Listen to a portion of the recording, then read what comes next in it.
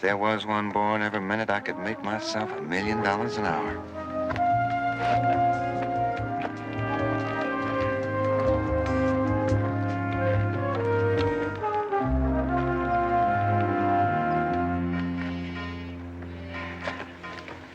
Flower calls the bee makes the honey, Irene just smiles, and we all make money.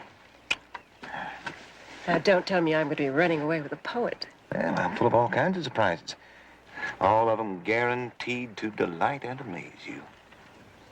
How did we do today? We did 14 cash sales and 5 earnest money checks. Okay. How much longer, Whit? Well, you think you can stretch your patience another 3 weeks? It's just that every week goes by, I get more nervous. Hey, now, you can't play a cool hand when you're nervous, baby. Steady. Keep smiling. We're building our pot here. We're not going to be greedy. I figure we can be real happy on $500,000. I've never heard of that much money.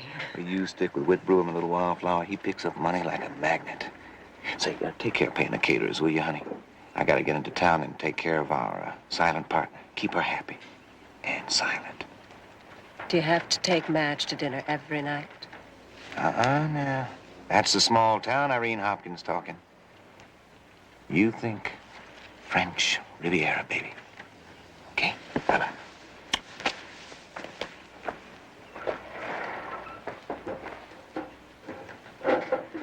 Mr. Brewer? Ah, Mr. Meacham, right? Well, at least you got that straight. Don't tell me you missed the bus. Well, listen, we'll be glad to drive you into Bryan Pass. You can catch a bus there. No, I didn't miss the bus. I think I missed the boat. I don't follow you. Maybe you better follow me. Right now, shall we? Sure enough, customer's always right.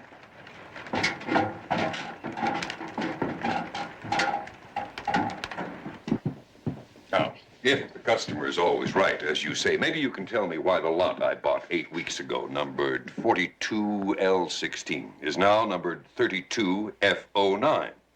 Now, when I bought it, it was lakefront on a hillside, right here. Now it seems to be way back in the boondocks somewhere. You have your sales contract, Mr. Meacham? Right here. And it's very clear. Seems to me you've been serving something fishy around here in between courses of barbecued beef. No such a thing. If there's anything we don't want at Shadow Lake, Mr. Meacham, it's one ripple of unhappiness. Now, I'll tell you what. If there has been a mistake, we'll trade you 2 lots over here on the other side of the lake for the one you bought by mistake. That sounds an awful lot like a bribe to me, Mr. Brewer. Mr. Meacham, I'm really hurt that you'd think that of me. It's more than generous. Too generous and too pat. Just so I don't hurt your feelings any further, I'm going to turn this whole matter over to the state real estate commissioner. Now, wait just a minute. I'm sure we can take care of this whole thing. I think you've been swindling people by the busload. And before I'm finished with you, you're going to wish you were on the one that just left. Oh, Mr. Meacham. Mr. Meacham, now you're just all riled up over some very simple mistake. Now, Look, simple mistakes I would give you away, Brewer. Look, that machinery hasn't moved an inch in the last 8 weeks. It's window dressing. Now, you have no intention of building a lake here, and I'm going to prove it. Shadow Lake is just another shady operation, so save your smooth talk for later on. See if it can't help you slip out from behind bars.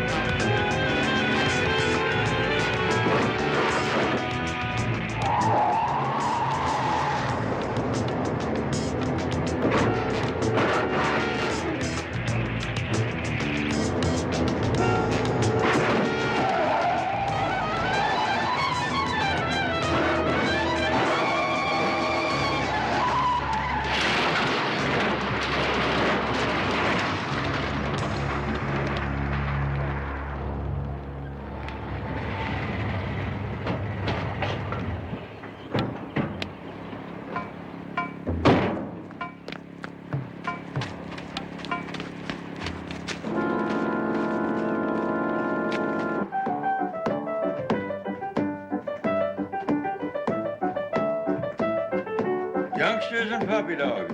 At this age, they all seem like they're made out of rubber bands. All right, fine. That'll be all girls. Be sure to see Mrs. Porter before you leave. Unfortunately, Mr. Jones, neither my father nor his car were made out of rubber bands. Will you look into this for me? I made a call to Deputy Jeremy Carter at Bryan Pass after I talked to you. He was very sympathetic, but he said that the accident occurred exactly the way he told you. I'm not interested in the sympathy of some small-town deputy. I want to know the truth about how my father died. Well, Miss Meacham, or is it Ms. Meacham? Miss, at this age, I have no intention of confusing any bachelors. Well, in order that I don't stay confused, I have to ask you the mandatory and delicate question. My father did not drive off any cliff in a drunken stupor, Mr. Jones. About the strongest thing he'd ever drink would be a glass of sherry at Christmas or a class reunion. But a fifth of scotch in his house would last for 4 years. Well, that doesn't sound like a sipper, much less a drinker. But the deputy did say that that is a dangerous stretch of mountain road.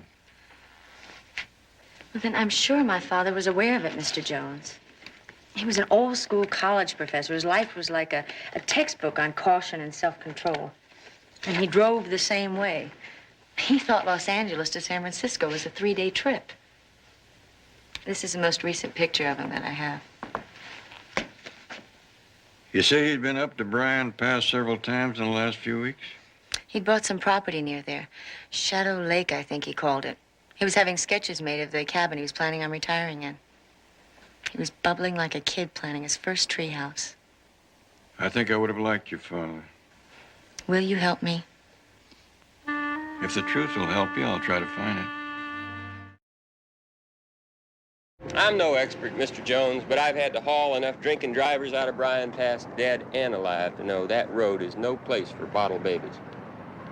Mr. Meacham's daughter said he wasn't a drinker. I know. I talked to her. You know, I'm sure that girl thinks I'm some kind of backwoods boy who got my badge by sending in box tops. Well, you appear to me to be wearing it very well. Still, she sounded pretty convincing. Well, they say it's an age when fathers don't know what their daughters are doing, and vice versa, Mr. Jones. I tell you, the booze flows pretty free out of those weekend Shadow Lake barbecues. I found a near-empty bottle of scotch in the car. Now, I didn't have the heart to tell his daughter, but Meacham reeked of it. Shadow Lake, that's where Mr. Meacham bought some property. Yeah, it's the best thing to happen to Bryan Pass in about 50 years. You wouldn't be able to show me where Mr. Meacham's property was? No, I can't, but Madge Winston should over at the bank. Hey, there she is. Madge? Hold on there, Madge.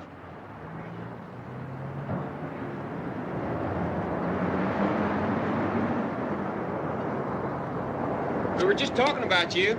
This is Madge Winston, all A's in Bryan Pass High. Some things a person just can't live down. And now Vice President and Escrow Officer at Bryan Pass Bank. You don't get jobs like that by winning letters in basketball. How do you do? This is Mr. Jones, Barnaby Jones from Los Angeles, Madge. He's a private investigator. That's the kind of a job you get when you can't get all A's or a letter in basketball. Mr. Jones is here to investigate the Meacham accident. Oh, dreadful thing. Dreadful. When Shadow Lake is completed, the county's going to have to widen that road. Well, I'm going to take a look at it as is soon as I get a bite of lunch. Say, Madge, you ought to know what lot Mr. Meacham bought. The bank is handling the escrows. Well, I could look it up. Why? Well, it probably belongs to Mr. Meacham's daughter now, who's a client of mine, and while I'm up here, I thought I'd take a look at her property. It'd take a little while, and I'm already late for another appointment. Maybe if you could come back. Well, I'll be around a while. If you'll excuse me, Jeremy. That's a bright gal. How come the plain ones get all the brains? Now, doesn't that sound a little bit like a country boy generalization? Yeah, I guess so. But you know, there's always an exception that proves a rule. Like Irene Hopkins. No, you go on ahead. I'll sit on the place this afternoon. Nothing but a few window shoppers anyway. Real gold comes on the buses. Free ride, a free meal. Pick 'em off at the picnic. Oh, here comes Miss Lonely Hearts.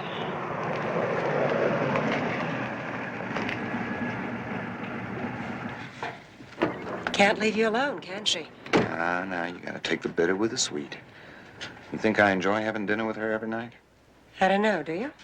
Now, cool it. Our ship's coming in. Now, don't rock the boat. Okay.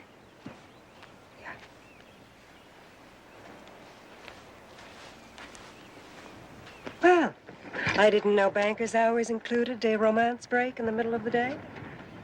Isn't your eye makeup a little heavy, Irene? Or is that why they call this Shadow Lake? Now, come on, baby. Don't taunt the goose. It's gonna lay our golden egg. You ruffle her feathers. I suppose that's what she does all day, sit around here preening her feathers for you. I don't like her. She had every boy in school doing a dance. Well, this is no schoolboy you're talking to, you know. I hope not. I'm risking an awful lot for you, Whit. I don't want your head turned by some cheap flirt like Irene. Irene's flirtations are money in the bank. She's the best deal closer I've ever seen. Come on now, you're not gonna be upset by Irene, are you? Whit, there's a private investigator in town. Well, send him on out. We're not particular. As long as they put their money on the table. He's looking into that accident. What's his name? Meacham? Yeah. Well, it's all signed, sealed, and filed away. What's there to look into? I don't know. But he wants to take a look at Mr. Meacham's lot, and it's one of the ones I changed. Well, you changed it back to a lakefront like I told you, didn't you? Yes, of course I did. But honestly, Whit, you've had me juggling papers and holding on to that escrow money week after week. I'm getting worried. Now, you relax. By the time anybody starts checking, we're gonna be sitting on the fantail of our yacht sipping one of those seductive island concoctions.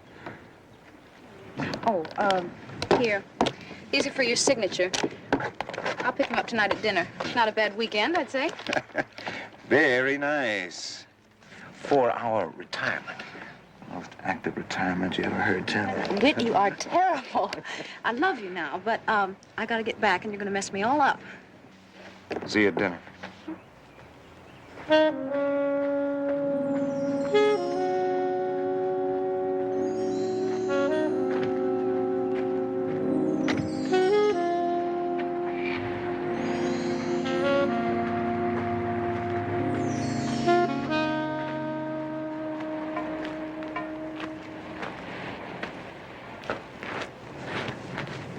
I painted it, Mr. Brewer. Yeah, so I see. Keeping things shipshape, eh, Kurtz? I thought it would be better in case anybody got nosy.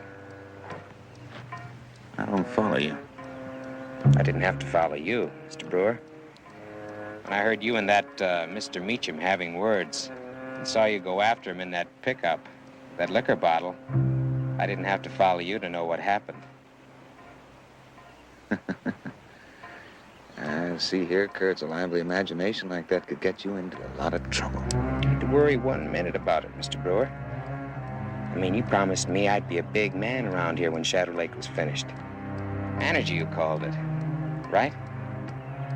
What are you getting at? Well, I keep seeing all this money pour in every weekend, and I figure maybe you could pour a little bit of it my way. What do you call it, Mr. Brewer?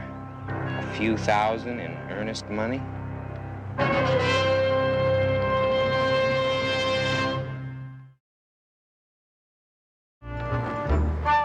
And Charles Ellison is laying out an 18-hole championship course. The first tee will be right about over here. And we've got stables over on the other side of the lake. We'll have about 13 miles of bridle trails to these hills here. Smell that air. Not a hydrocarbon in a carload. It is Shangri-La, Mr. Jones. We just call it Shadow Lake so people can spell it easier. You paint well, Mr. Brewer. What? You're a real artist. The way you paint it, I can almost see it. But I don't think even with a divining rod, you're going to find a lake out there. Well, Turton Creek flows through these hills year-round. And we've got 4 high-capacity artesian wells on the property. It's simple engineering. And we're going to have a clear water lake like you never wet a line in, Mr. Jones. Seems like a dream. Too bad Mr. Meacham didn't live long enough to see it come true. Yeah, tragedy. Makes me sick every time I think about it. Did you know Mr. Meacham drove his own car up here? No, not until I heard about what happened. Shame. Did you see him when he left? Notice what kind of shape he was in? No, I didn't. He might have had one too many. We always keep the hospitality bar open all day, and sometimes people begin to feel their oats, you know what I mean? Mr. Meacham drove up here several times in the last few weeks. Must have been quite an attraction for him, even the way it is. Well, I think Irene Hopkins was part of the scenery he was interested in.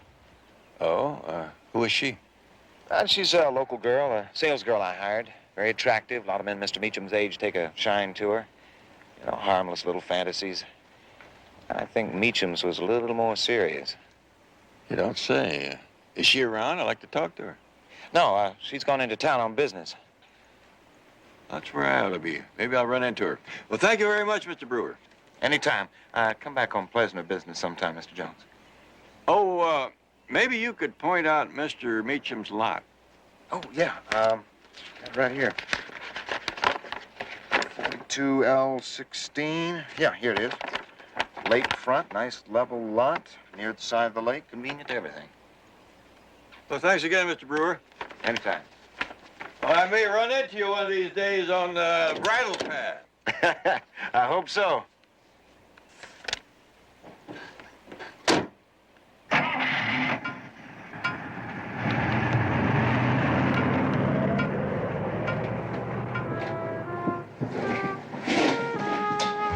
Well, you're slipping. I didn't see you get him to sign anything. He's a private investigator from L.A. What's the matter? Oh, nothing's the matter. He's been hired to check out that Meacham accident. Oh, is that all? I told him Meacham may have had one too many, in case he asks you. Well, what'd you tell him that for? And I told him that the reason Meacham came up here every weekend was because he had a crush on you. Oh, thanks a lot. You think that's the best I can do?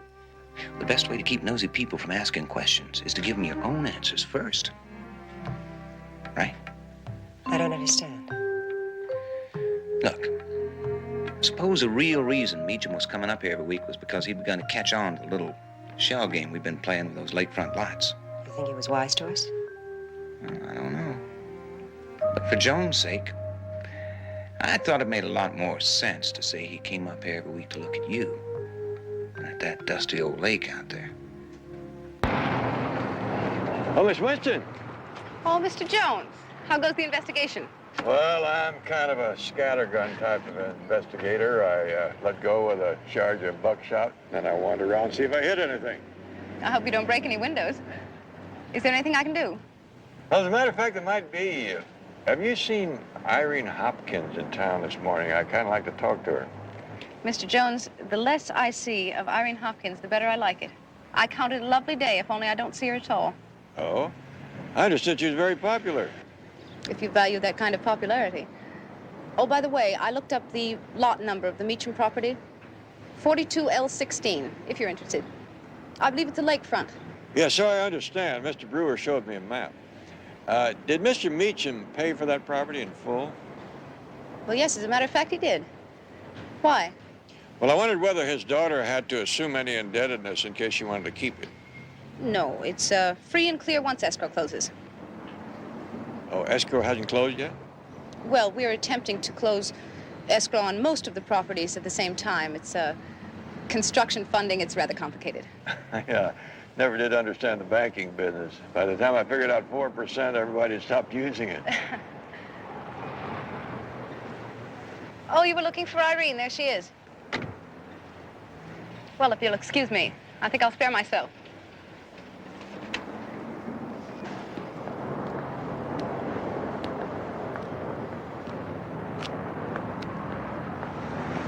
Miss Hopkins!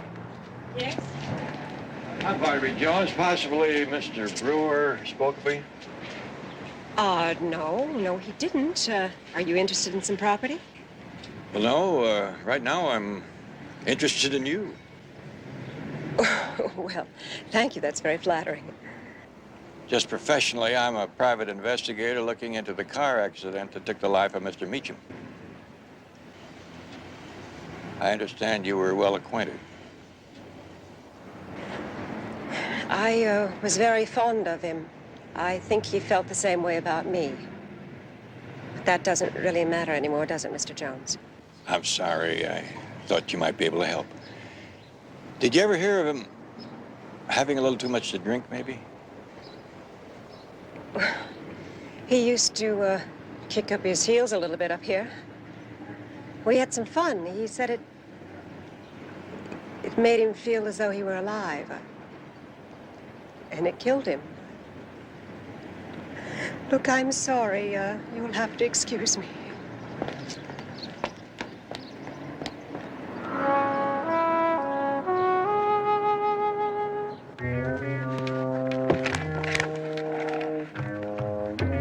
$500. I guess you didn't quite get my message, Mr. Brewer. I said a few thousand. Right you are, Brad. I figure 10,000 to sort of get you started. There'll be another 9,500 when the cash starts coming in again this weekend. That's a stall. Now, wait a minute. What are you talking about? There's big money involved here, partner. You think I can afford to play games with my future manager? I've got big things in mind for you. All right. But 9,500 by next Monday, right? I said. Right? All right. Oh, hey, listen, people have been making remarks about that machinery sitting in the same place all the time. Why don't you move it further away from the office? Oh, I'm finished for today. I'll do it tomorrow morning. No, I got a bunch of callbacks coming in first thing. Look, come on, I'll help you. It'll only take a few minutes. You take the grader, I can't handle that one.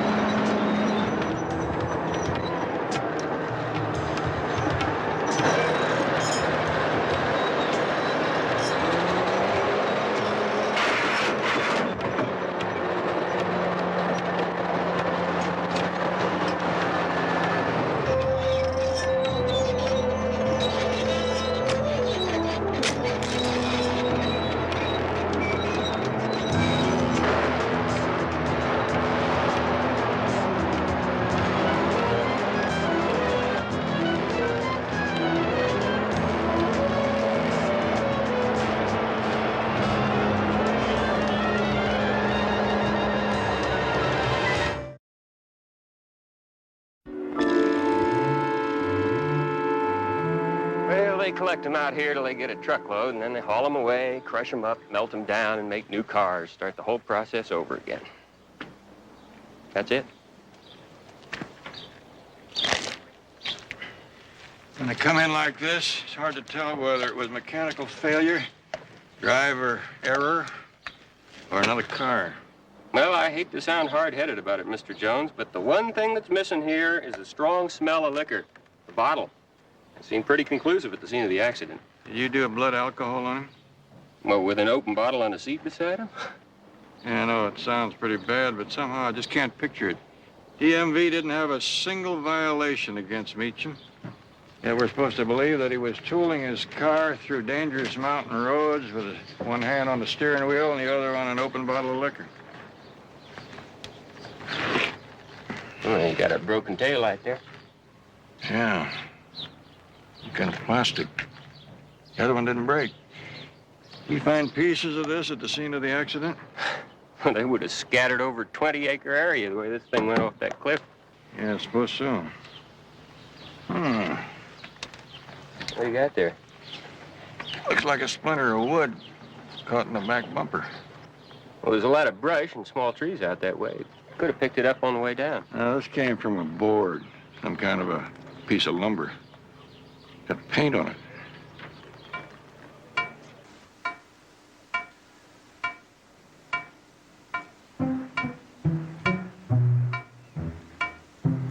Hey, Mr. Jones!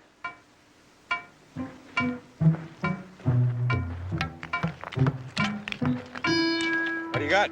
Oh, I can't be sure. Might be pieces of Meacham's taillight. By golly. I knew you had the makings of a bird dog, but you're also a very fine retriever. Oughtn't be too hard to see if these fit on Meacham's car.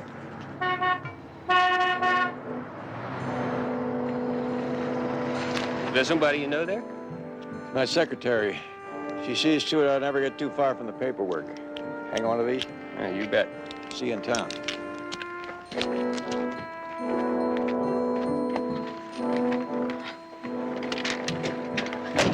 You doing your road work?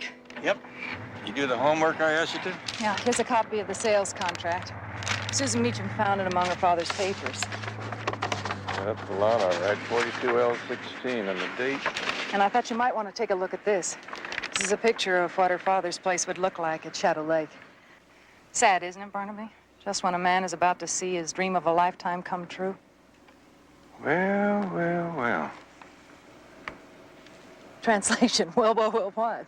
I wonder why Claude Meacham would hire an architect to do a beautiful sketch of a hillside house when the lot he bought is flat as a platter.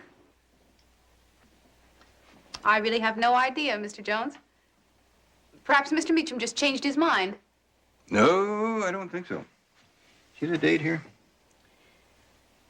This sketch was drawn up a month after he bought the lot, a week before he died. Well, maybe Mr. Meacham was a little confused. I understand that he was enchanted with Irene Hopkins. Oh, where'd you hear that? I thought it was common knowledge. His daughter didn't mention it. Deputy Carter didn't say anything about it. Perhaps I shouldn't have said anything if everyone else is being so discreet. I really don't know what you're getting at, Mr. Jones. Well, join me in the boat, Miss Winston. Neither do I. When all of a sudden a man who has hardly taken a drink all his life drives his car off a cliff in a drunken stupor, a man whose life has been a model of caution and self-discipline gets so carried away with a younger woman that he builds a hillside house for a flat lot. I suppose stranger things have happened, don't you? Undoubtedly. Only when one egg is broken, you blame the chicken. When they're all broken, you get the feeling that there has been a fox in the hen house. Thank you very much for your time, Miss Winston. I'm going to leave you now to your percentage points and fine print.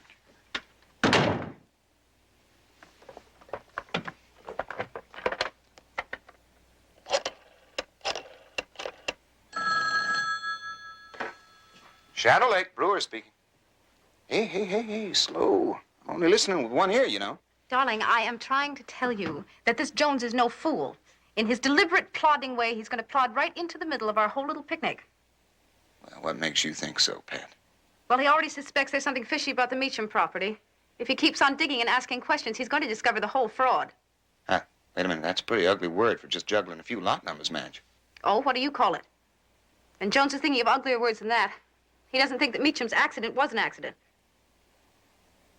Well, maybe it's all for the best. If you can see a bright side in this wit, I wish you'd tell me. You and me, love, that's the bright side. We're just gonna move our honeymoon up 3 weeks. Now? But, darling... Well, no sense in being greedy. There's gotta be over 400,000 in escrow. That should be enough for a happy married couple to get started on. Like this afternoon. We'll pick up your trousseau on the way. Well, I don't know if I can be ready that soon. The money's all there, isn't it? That was the plan. I'll pick you up at your house this afternoon. What is it? Could be evidence of a hit-and-run accident. Or it could be a murder weapon.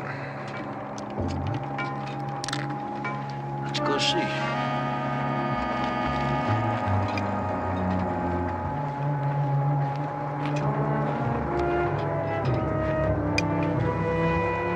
It looks like a surveyor's stake. That's what it is. See that surveyor's little metal tag? Somebody's getting awfully careless.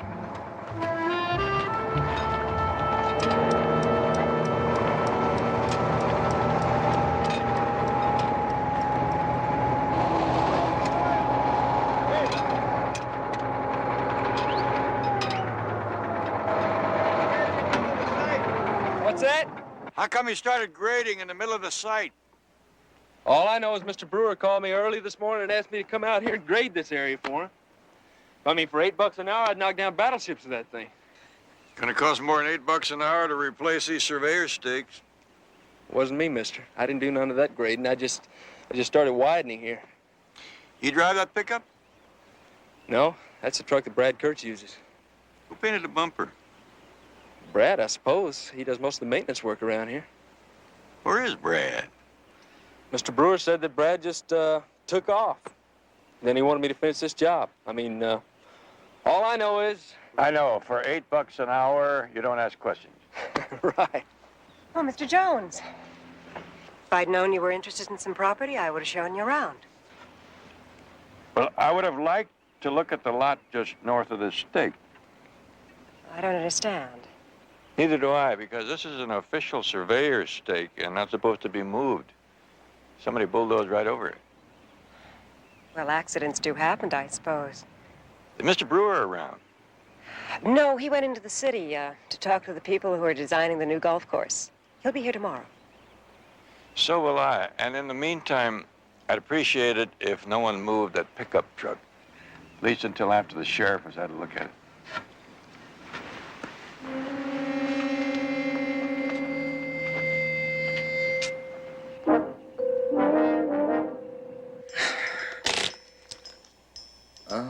Look at that. Acres of green, all planted with big round zeros. Beautiful, beautiful. We better hurry. They're going to wonder when I don't get back this afternoon. Wonder's not the word for it, baby. Okay, let's go. Let's go. Wait, I've got to pack. That's half an hour. Now make yourself a I drink. said let's go. You don't have to pack for where you're going.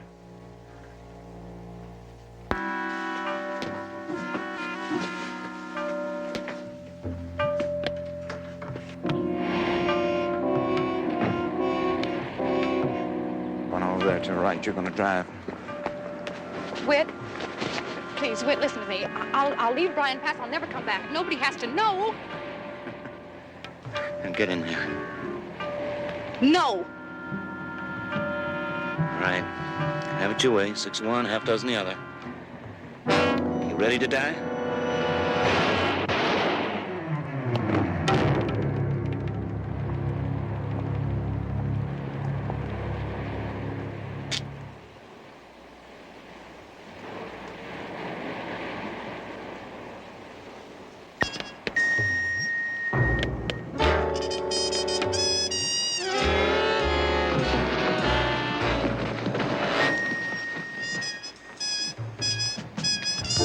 I've always said it, Irene.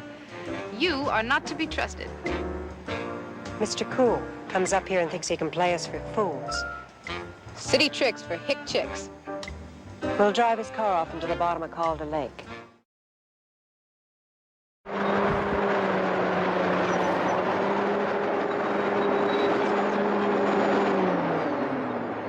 Take a swipe over this way!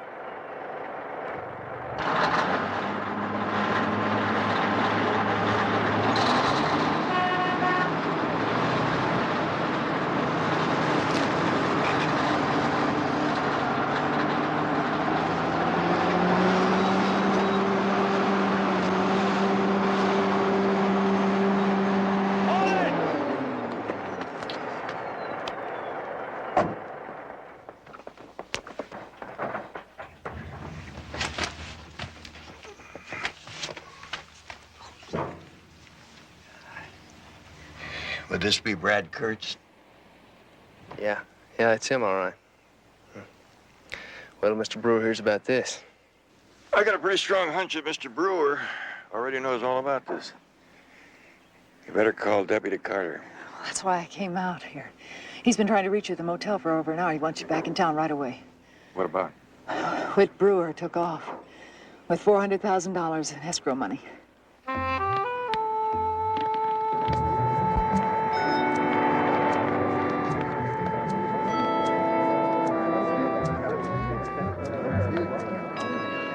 Looks like Mr. Brewer's been a busy, busy man. He's moving fast. How much start? A couple hours. Put out an APB, but there's at least half a dozen small airports he could have taken off from. Say in a chartered plane from L.A. How'd you hear about it? Madge and Irene. Come on. This is Barnaby Jones from Los Angeles. He's a private investigator. You ladies both know Mr. Jones. I think you both know Brad Kurtz, too. What does Brad Kurtz have to do with anything? Well, if he were alive and here, I think he could tell us some things. Is Brad Kurtz dead? We just unearthed his body from a hurry-up grave somebody dug for him out at Shadow Lake. Good Lord. You can add that to your damn foolishness. Oh, Madge. shut up, Irene. Just shut up, will you? All right, both of you cool down now. You want to tear each other's hair out later, that's fine. Right now, I want you to help us. You tell him, Mr. Jones. Well, I think Brad Kurtz was killed because he knew too much about a so-called accident that happened to Mr. Meacham up on the Canyon Road. You're saying murder? Oh, what kind of nonsense is that? Of course, you wouldn't want to believe that Loverboy is guilty of anything. I'm warning you, Madge. I think Whit Brewer was running a little shell game with the lots out there at Shadow Lake. What do you mean, shell game? I think he was taking the choice ones and selling them over and over, and Meacham caught on to it and threatened to expose him. But that's absurd. How could he do that? He could do it. He tricked me. Well, tricking you is like striking out the pitcher. You thought he had a crush on you. Huh? Don't. Madge. Madge, what time did he call you and ask for the money? A little after 1. He'd been lying to me all the time. Lying to you how? Telling me he had to keep all that escrow money on hand. For developmental purposes, he said. He said that he couldn't make the right kind of deal with the construction firms if he couldn't move fast. He's been moving fast, all right. He said he had a chance for a deal on the lake and golf course contracts, and he asked me to bring the money. Of all the dumb. Well, I didn't know. I was so flustered. And you just gave it to him? Well, we'd already closed out escrow. I really didn't think very much about it. But when I gave him the money, I sensed that something was wrong. I got suspicious, and I tried to stop him. And then he threatened to kill me. Dumb. No, not so dumb. One murder usually leads to another, and then another. Carry on. I want to step out a minute. All right, Madge. When he left you, what was the next thing you did? Has Brewer really flown the coop? That's the picture I got inside, but out here I got a slightly different picture. Take a look. Well, the guy just walks in and you give him $400,000. What do you mean, Barnaby? Wouldn't you think that two women who had just been bilked and buncoed by the same man would have a little sisterly compassion for each other, just a little? Here they are going at it hammer and tongue. Methinks the ladies do protest too much. Well, at least you have a pretty good idea how Meacham was killed and why. If they ever find Brewer. Betty, the coroner's on his way out to Shadow Lake. Why don't you take a run out there and see what he says? I'll stick around here and see if I can find Brewer between the lines of the statements coming from that office.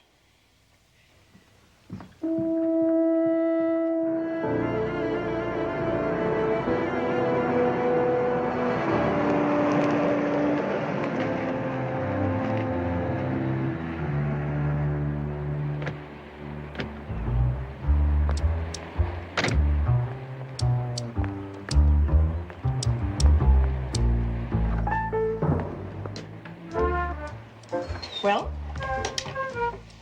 we did it. We did it. Yeah. You were beautiful. Yes, I was. Why, Mr. Brewer, a honeymoon. Well, I declare, little old me. You know, we were pretty good playing those boys back in high school. But that looks like chicken feed compared to this. Cost for a drink, huh? Mm-hmm. Something tall and smooth. You think Meacham wasn't drunk? You think Brewer killed him? I hope so. The police will never stop looking for him. And when the search fades slowly into the west, Madge and Irene will slink quietly away in shame and in humiliation.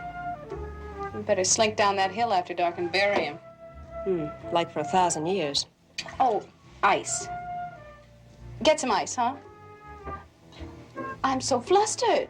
Oh, and you do the best fluster I've ever seen.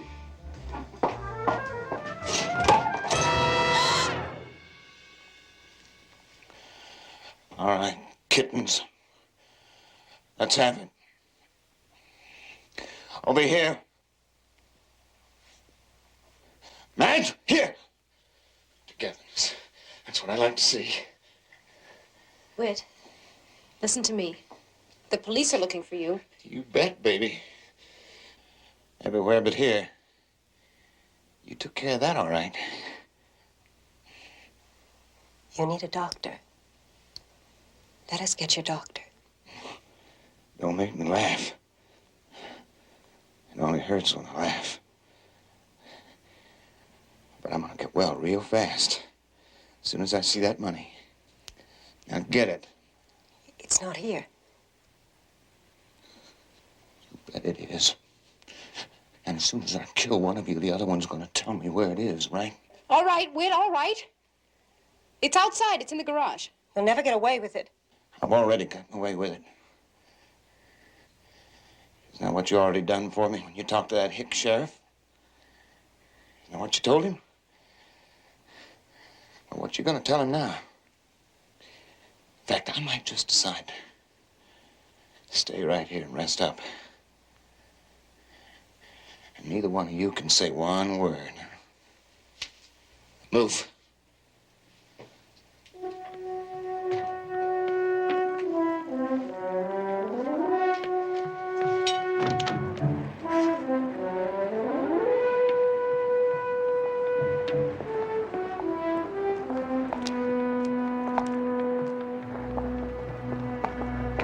Come on.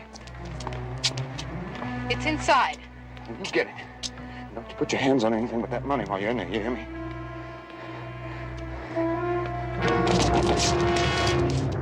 Hold it! I wouldn't do that. You've already tried to kill him once. Once is enough, isn't it, ladies? That's better. I have need of Mr. Brewer alive and well. He may be able to shed a little light on Shadow Lake.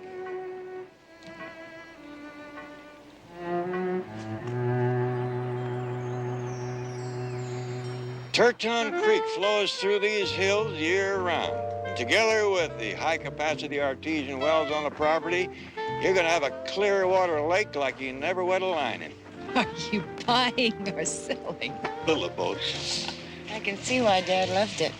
Who knows, maybe I'll go ahead with this cabin. He'd have liked that. Yeah, I think he might have.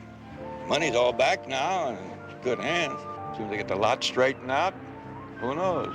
Maybe Shadow Lake will finally become a reality. Isn't it something? With a little bit of patience, Mr. Brewer might have become a wealthy man anyway. Yeah, I'd say that. There's room here for an 18-hole golf course, and over there, far side of the lake, a stable and miles of bridle paths going up in those hills. Barnaby. How much did they say lots were selling for here?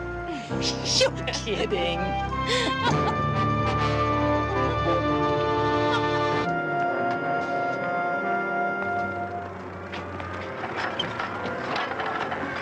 Man, this car don't belong on the street. It ought to be in a museum. You don't have to love her, just drive her. As soon as George... Sober's up. Yeah. Then you can go back to driving them vehicles that shift and do all the thinking for you. Yes, sir.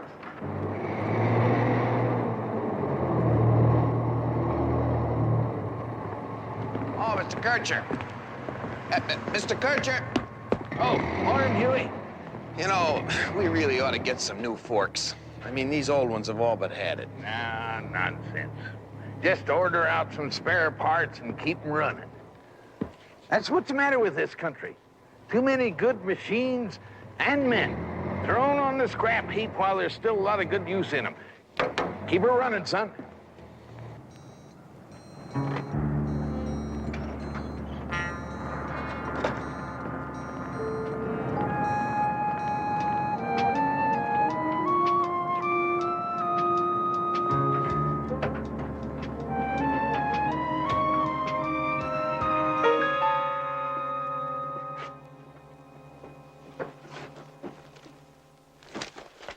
Trevine!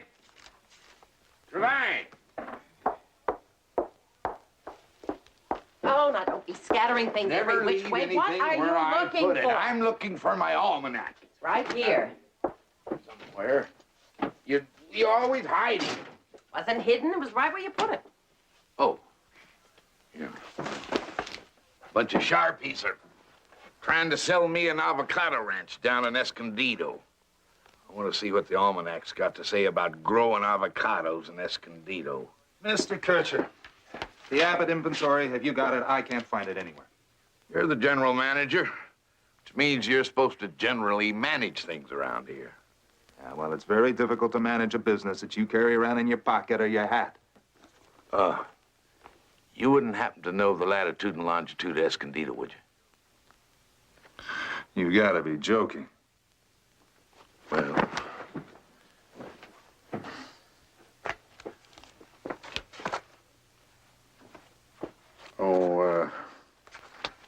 we'll take care of these things this afternoon.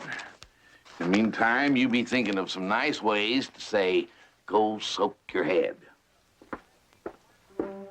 And find me the latitude and longitude of Escondido. Yes, sir. Let's go downtown.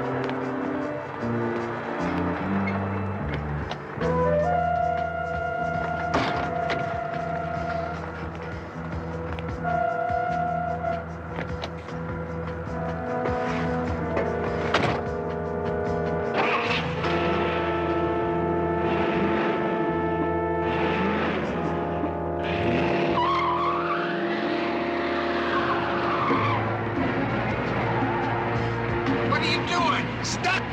The accelerator's stuck! Well, shut the thing off!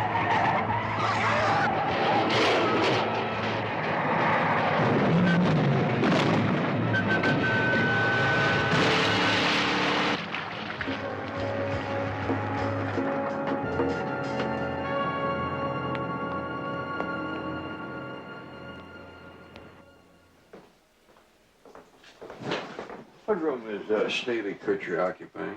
Mr. Kircher's in 312, but no visitors allowed. Oh, that's good. We won't have a lot of people bothering us. I said no visitors. I'm not a visitor. I'm Harry Kircher, his brother. But, sir...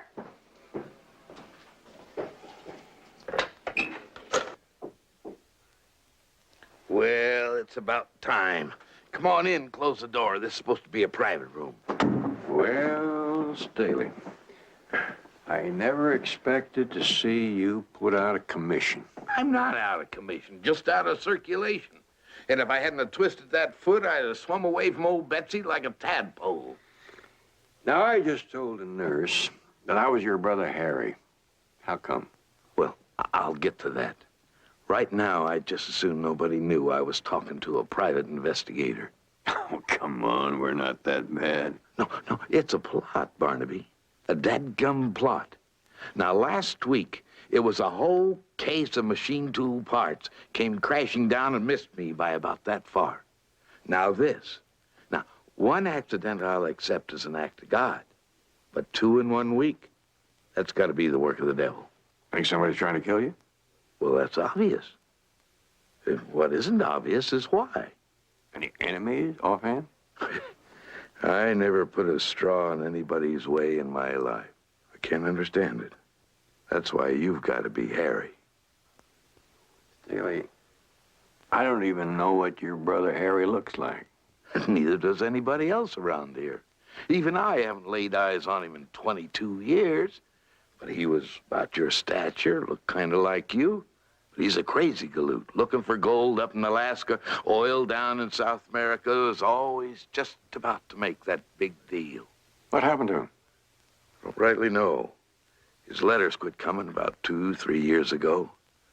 Then I heard that he got himself killed down in Yucatan looking for treasure. I'm sorry to hear that, Staley. Don't feel bad about Harry. He never had a sad day in his life. To him, the whole world was his china shop, and he barged around in it like a bull, drank like a fish, and talked like a mule skinner. Now, that's who you're going to have to be.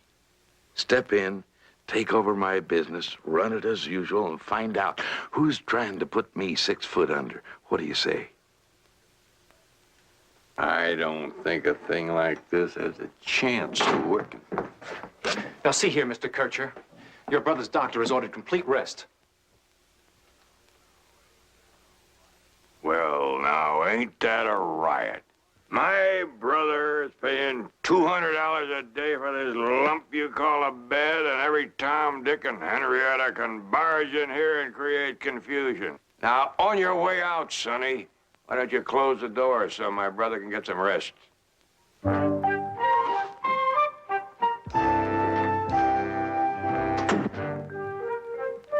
Attaboy, Harry.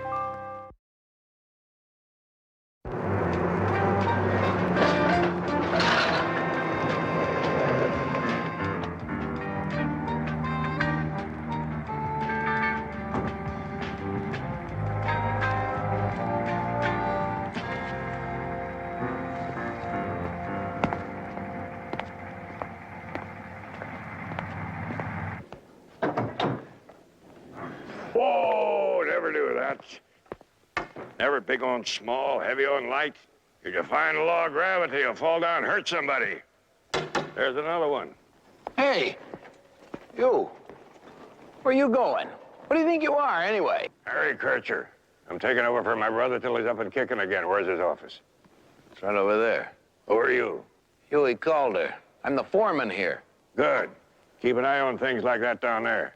That's why we have foremen, right? You're right. All right, put it down. Look, Mr. Kircher. Harry, just call me Mr. Harry. That way you keep me separated from Staley. Well, I'm perfectly capable of running things around here until Mr. Kircher gets back. Good. I'm glad to hear that. That way I can concentrate on the overall picture. I'm a broad brush man myself. Well, I don't think there's too much of an overall picture to the Vanguard Company, Mr. Harry, but I'll be happy to help you any way I can. I know where most things are. How do you find things around here with a divining rod? Well, Mr. Kircher. Oh, Miss Jensen, there you are. This is my girl Friday, Miss Jensen. Miss Jensen, Miss Trevine, Mr. Handy. Miss Trevine, your first duties will be to find a place for Miss Jensen here. well, she can use the desk in the back office. I'll put things aside. No, don't bother. Miss Jensen is used to working out of a boxcar in Fairbanks or a mud hut on the Ganges. Miss Jensen's my right hand all over the world. Right, Miss Jensen? Right, HK. Look, I can't schedule that shipment of used lathe parts until you get those letters off. Oh, Mr. Kircher has some letters to answer. I'll get the file. Oh, good. I'd like to look it over. In the meantime, Miss Jensen can be taking some dictation. She knows what to put in place of the cuss words. Right, Miss Jensen? Right, HK. You understand. Certainly. Well, if you'll excuse me. Excuse me. Well, you came in through the office. What do you think? Well, HK, I think, as they say, you're going to fit in here like a knot in a board. Oh, good. That's the kind of spirit we want around here. Optimism. Right, Miss Jensen? If you don't cut that out. I think our plans just hit another snag. I can't help it. How was I supposed to know his brother would show up? Mr. Vine, your first order of business will be to locate that brave young man who was so helpful in saving my brother's life. Oh, well, I don't really know him. He was just filling in. Mr. Kircher's regular chauffeur, George Turek, sometimes is a little indisposed from drink. I suppose that Ralph Miller, who was his friend, was just helping out. Correction. Your first order of business will be to locate George Turek. Now, where might he be? Well, you'll probably find him drying out, right along with old Betsy. Hey, hold on. Now, wait just a minute now. You just leave old Betsy be. She's here for fixing, not for burying. Oh, Betsy still looks a little damp. George, how about you? Oh, no, sir. No, sir, Mr. Kircher. Now, I do occasionally drink when my willpower's not at its best. But when I recover, My wits are sharp as a knife. Now then, about this fellow that drove for you, Miller. Providence works in strange ways. Strange. If Ralph hadn't have been driving for me, I could have drowned. Providence and I are looking for him. If he saved Staley's life, I want to talk to him. Well, now, he wasn't at the Crimson Cat today. I checked. I haven't seen him since the accident. Crimson Cat? It's a go-go place. Ralph's girlfriend's a dancer there. It's the kind of a place you go when you don't want to hear yourself think, you know. Oh, yeah, like Freddie's in Algiers. You and Ralph regulars there? Oh, no, sir. No, I've only been going there a few weeks. I drank with Ralph a few times. The other night, Ralph and his girl and I went out after closing to one of the all-night places and had a few more. Well, it so happened my weakness was kind of strong that night. I couldn't quite get on my feet the next morning, so Ralph offered to drive for me. Yeah, he down there broke his neck, didn't he? I'm sure glad he got out of that all right. I understand they yelled at Staley something about the accelerator being stuck. Well, that could be. Now, here's the spring. Busted clean in two. Yeah, it sure came apart, all right. This place, Red Pussycat, that his girl works. Oh, the Crimson Cat. Her name is Peppermints. I don't think that's her real name. Peppermints? I dare say. That's right, I want 2,500 more. You got more nerve than a starved dog, Miller. You're lucky you got paid at all. Nerve is my business. I did what the job called for. How was I to know that old coot was gonna get out of the car? Now, listen. You listen to me. I've been thinking. Getting rid of that old man means so much to you, and maybe somebody might pay more to find out why.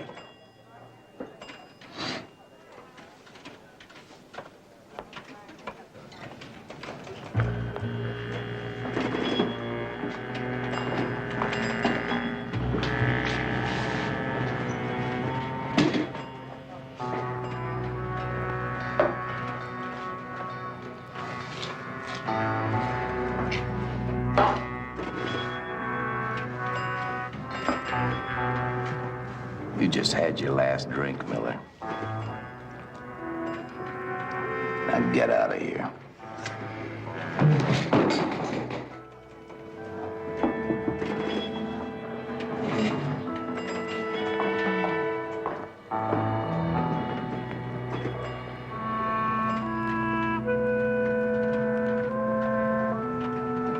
Keep your eye on him. He makes one move toward the wrong people. Put him back in the ocean.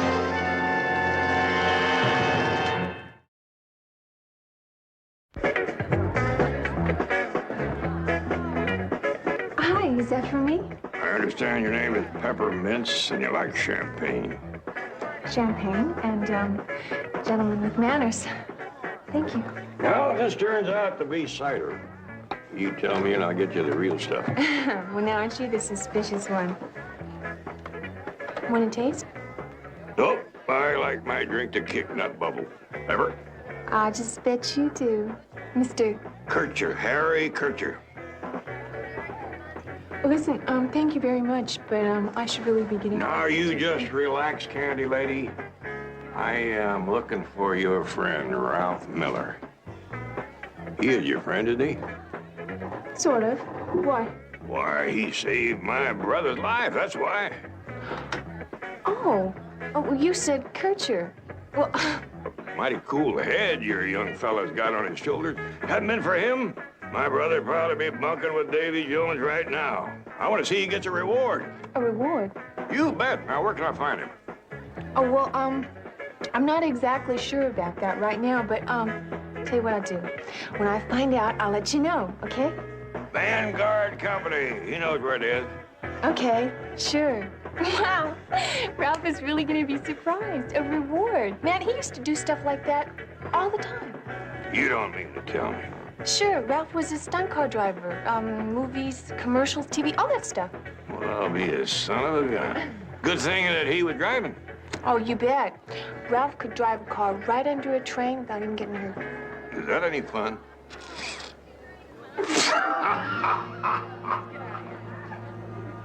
I'm wondering where Miller is. I'm wondering who he is. He's Harry Kircher, that's who. Old Staley's brother. Hey, you! Keep that door closed. How many times I gotta tell you? Well, hurry it. What's that old bird want with Pepper anyway? Well, he's looking for the same thing we are. Miller, so I hear. Wants to give him a reward. Miller's laying up. He didn't show. Miller smells money. He'll show up. Yeah, they looked real chummy. He was pouring her champagne like a long-lost uncle. We followed her home and he wasn't there either. You find her and you stay with her. Miller's not going to leave merchandise like that alone long. You want us to dump Miller? Yeah. Oh, but wait a minute.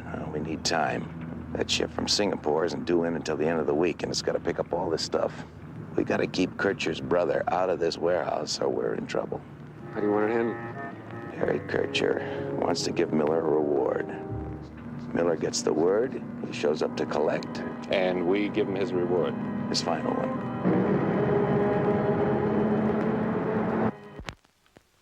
Somebody made an offer for warehouse A. Is this warehouse A? No, that's another one out there someplace. The Capricorn Company offered $250,000. Something that bears looking into, Betty.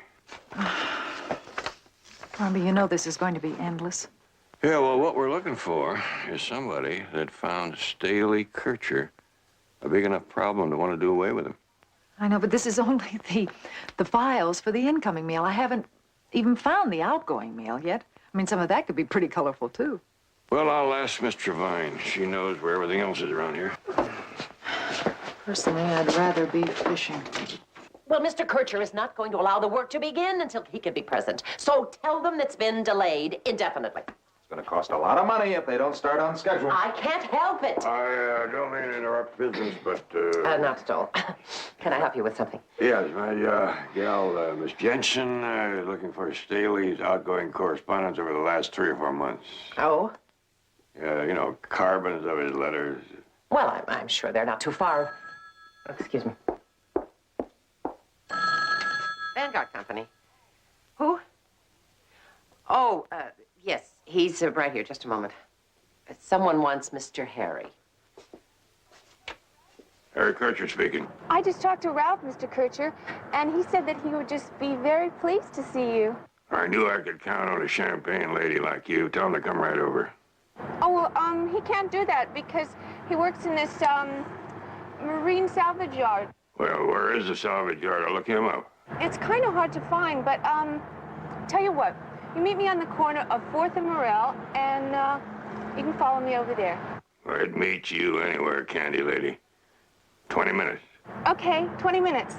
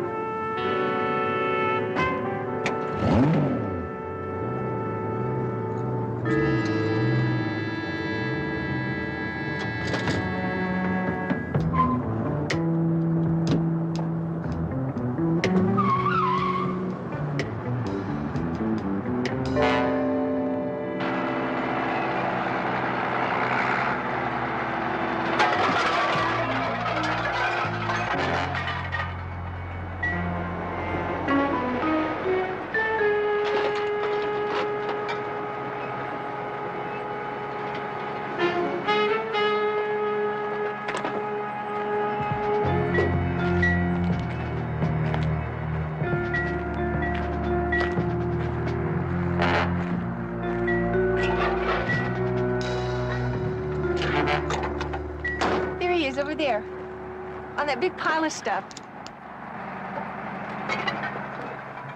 You coming along, champagne lady? Oh, I can't. I just bought these shoes and they cost $40. Besides, I have to get back to the club. Yeah. Bye.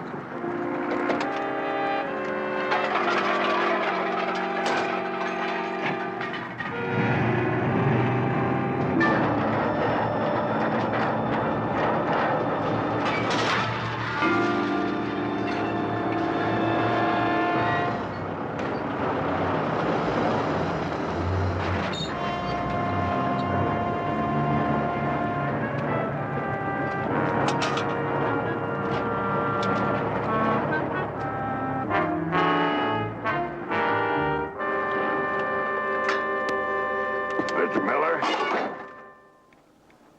Yeah? That's right. You Harry Kirscher? Right. You're a hard man to find. Well, you know, you gotta work for a living. And so we all. I bet you won't be wearing those same clothes the second day on the job. What? Well, they're hardly the kind of clothes you used to work in a salvage yard now, are they? Hey, what is this? Pepper said you just... Relax, Sonny. You're not going anyplace the police and I won't be able to find you. Now, wait just a minute. She said you just wanted to thank me for saving your brother. Just getting through the door talk, boy. What I'm really interested in is who paid you to try and kill Staley. Hold it. Come to a bad place to ask questions like that, man. Don't do anything stupid, Sonny. People know I came here to talk to you. One Kircher in the hospital, another one dead in the salvage yard. You have a lot of explaining to do. Now, why don't you put that down? Start right from the beginning and tell me, who wants my brother dead?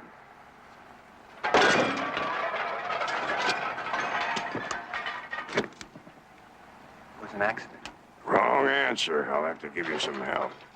That accelerator spring didn't break. Somebody broke it. Now, you're a professional stunt driver, make your living by driving cars off bridges. Now, try one more time and tell me, who wants to kill my brother? So what's in it for me? I haven't heard anything yet. You guys got dough? Millions. I want enough to live on, far away from here. How about it? Watch out!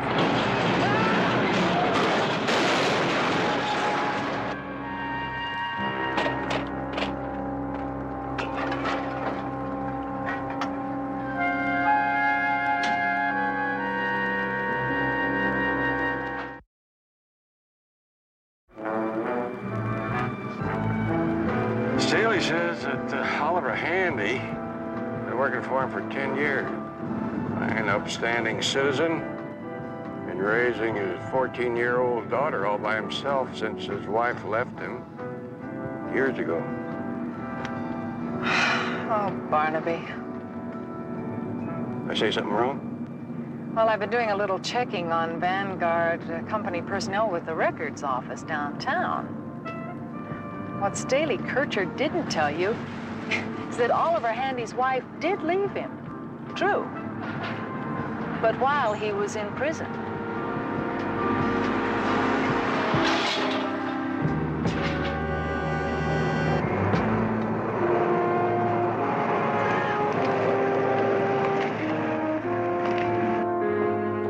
Mr. Vine? Oh, Mr. Kircher, I've been trying to reach you. Would you send Mr. Handy in to see me, please? Well, Mr. Handy isn't here. He called in sick today. But there's someone waiting in your office for you. Oh, thank you.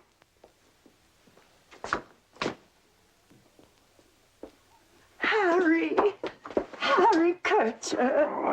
Oh, wait a minute. Hold on there. Let my eyes focus, sir.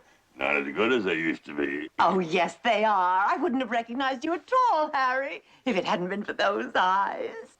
I think I remember, Myra? Myra Westmore. Myra Westmore. Of course, it's been Myra Peppertone since you knew me. But you rogue. Let me look at you. Oh, you never got in touch with me for the last 25 years. Well, you have to remember, Myra, that I wasn't always close to the telegraph. Heavens! I always supposed that you got yourself killed in an avalanche or a civil war or something. No, I'm afraid I have to confess that I am still very unromantically alive. Don't you dare think of anything except me this instant, Harry. Right now, you and I are going to go to a quiet place where the lights are low and we can both look young again. Come along, Harry. I know the nicest little place.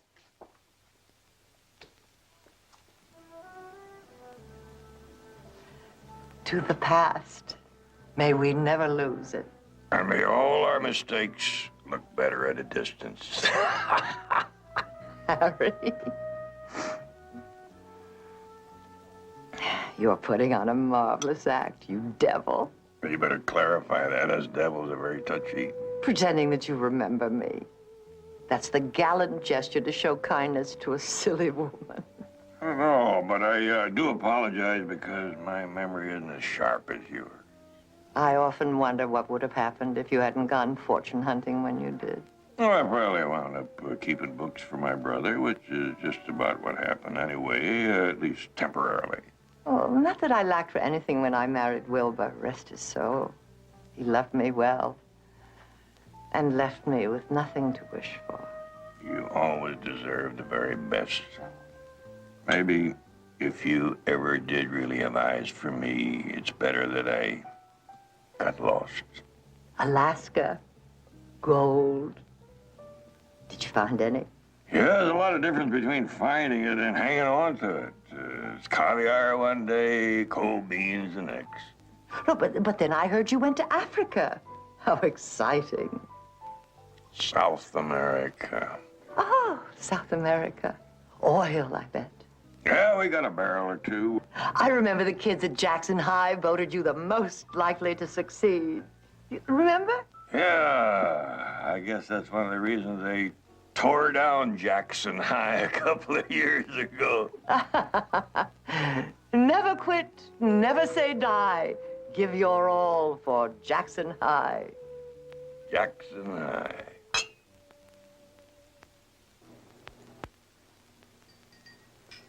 Oh, wash those grasshoppers out. Well, is the guy for real or not? Please, sir. I'm used to being entertained by gallant gentlemen. Watch your tone, honey. You're a two-bit actress that hasn't had a part in years. Now give. Well, at first I thought that he was just behaving like a gallant gentleman, you know. Entertaining the romantic whims of a love-starved widow. You come off it. Did you get to him? Like an arrow to the heart. Well? Well, he had a passing grade until he mentioned high school. Yeah. Well, if your information is right, that Harry Kircher went to Vandercook High School, I just shot down an imposter.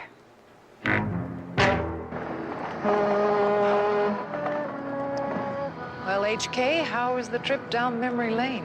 Well, if she's on the level, we may have done all right, but if she was trying to trap me, she may have just done it. Oh, Barnaby. Oh, it's water over the dam, Eddie. I can't go back now. Is Oliver Handy in today? No, I made an excuse to call him at his home. His daughter answered. Said that he had to go to the doctor's. Maybe I better just take a run out there and check on his health. Well,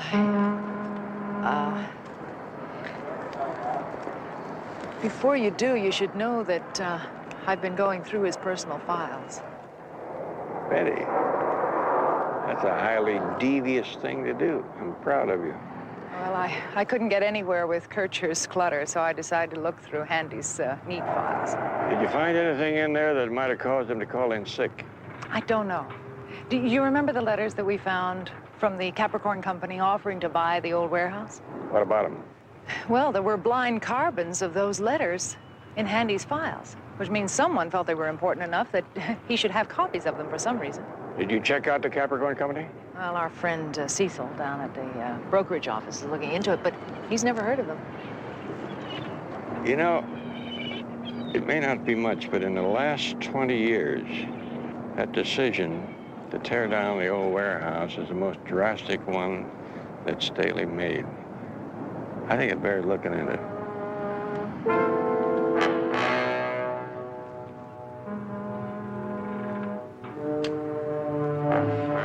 I told you he was too nosy to be the real thing. Well, you were right. Now that we know who he isn't, maybe some of our friends will tell us who he is.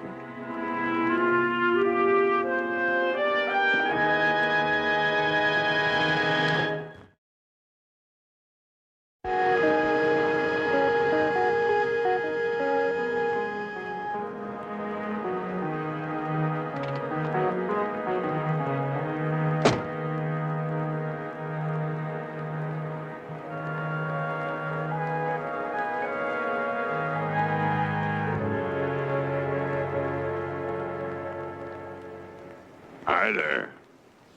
Hi. My name's Harry Kircher. That's no fair. You're gonna make me guess your name. Sandy. By golly, Sandy. And you're Oliver's daughter. That makes it Sandy Handy. I bet the boys don't let you forget that name. I wish they would. They make it sound like a kitchen cleaner. Well, Sandy, a name is what you make of it. I guess. Next school I go to, it's going to be Sandra. Atta girl. Anybody says different, don't throw them the football. You got it.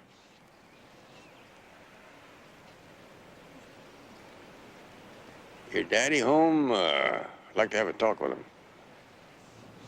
He's not here. He went to the doctor. Oh, it seems to be the trouble. He's got a mixture of several rare diseases, all of which are very contagious. So I wouldn't hang around or get any closer. I may be exhaling viruses this very minute. You don't mean to tell me. Well, now, how could a man as sick as that walk all the way to the doctor? Huh? Car's still in the garage. It's all right, Sandy. But, Daddy, it's not fair.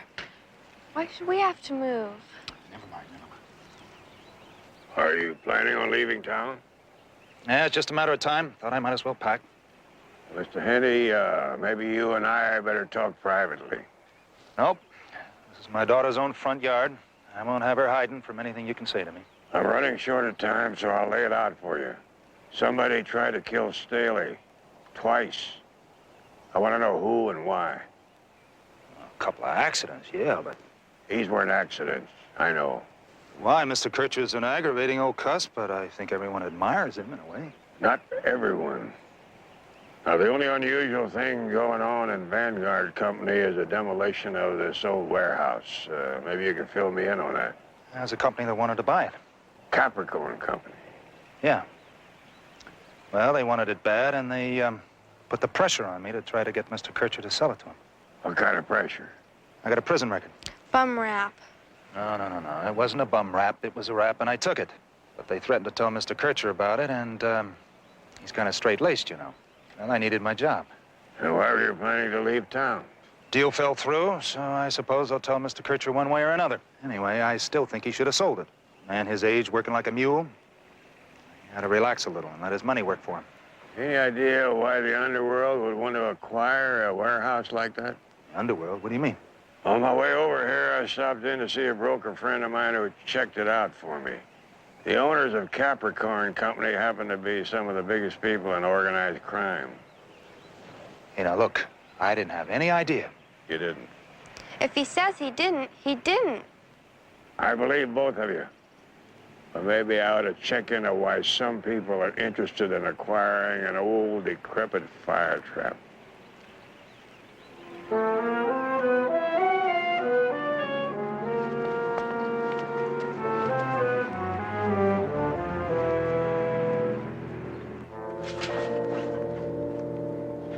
Barnaby, look at this. HK. We're still not out of the woods. A bill of lading post-dated for a whole shipment of machinery from Singapore. It isn't due here until later this week. Looks like it's consigned for storage in that old warehouse. The one Capricorn wanted to buy. I think it's about time I took a look around inside that old warehouse. I'll go with you. Not on your life. If you don't hear from me within a half hour, call the police. Who? That's right. Our friends just called. Seems our Mr. Harry is one Barnaby Jones, private cop. They said they've had some trouble with him before. Well, then, we're providing an extra service for our clients. Doesn't hurt to do a favor now and then. It'll be a pleasure.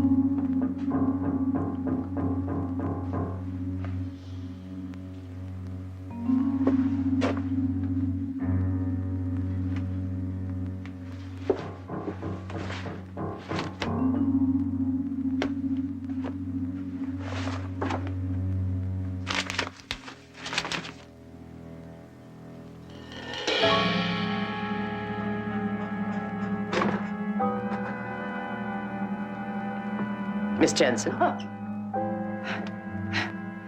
say, you startled me. I'm sorry. I was looking for Mr. Kircher. Oh, I'm afraid he stepped out. Oh, will he be back? Yes, in a few minutes, I'm sure. Is there something I might help you with? No, it's nothing important. I'll wait.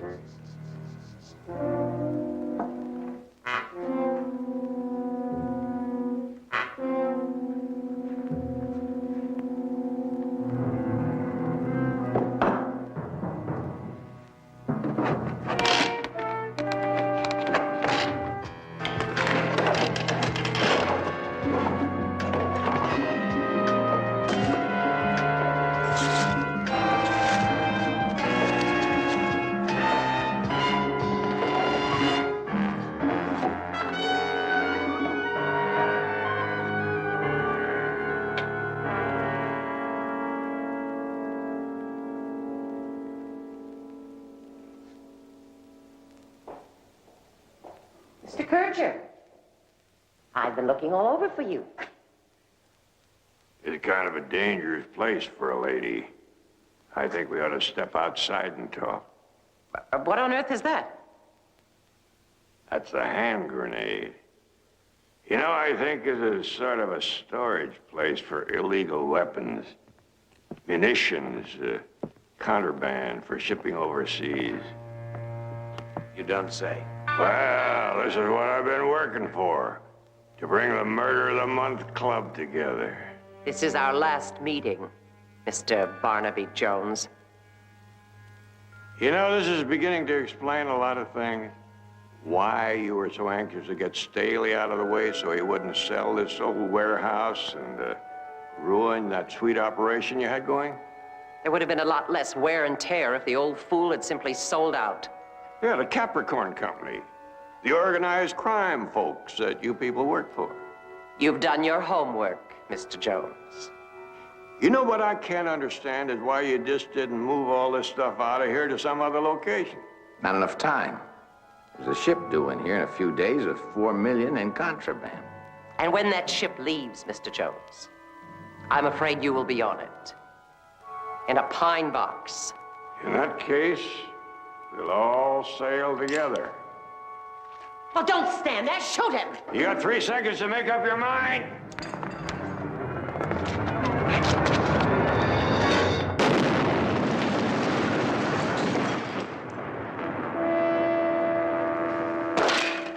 Find him. Don't let him get away. Find him. Get him. Bad idea, Miss Trevine.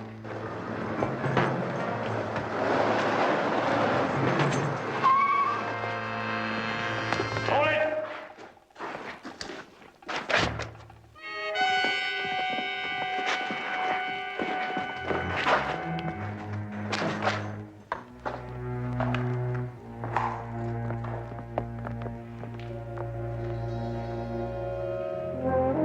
I'm surprised at you, Oliver, feeling that way. I knew you were a jailbird long before I even hired you. Jail's good for a fella if it teaches him a lesson. Isn't that right, Harry? Barnaby. I can't believe it. All those years carrying on an illegal operation right under my nose. Right under my doggone nose. Well, Staley, if Oliver here hadn't been snowed in under all that handwritten paperwork, maybe it wouldn't have happened. Oh, no. That wasn't the cause of it, was it, Oliver? It's a paper dinosaur, Mr. Kircher. We can either adopt some new methods around there or start training a new goat. So that's the way it's going to be. You got me in a wheelchair, helpless, so you're all going to take advantage of me. Well, I suppose when the new building goes up that we can look at a few of those plug-in devices that save time, but just a few of them, mind you, just a few. Well, if you want to stay young, you got to keep up with the times. Right on, Harry. It is Barnaby. I was kind of beginning to like it the other way. For a few minutes there, so was I. See ya.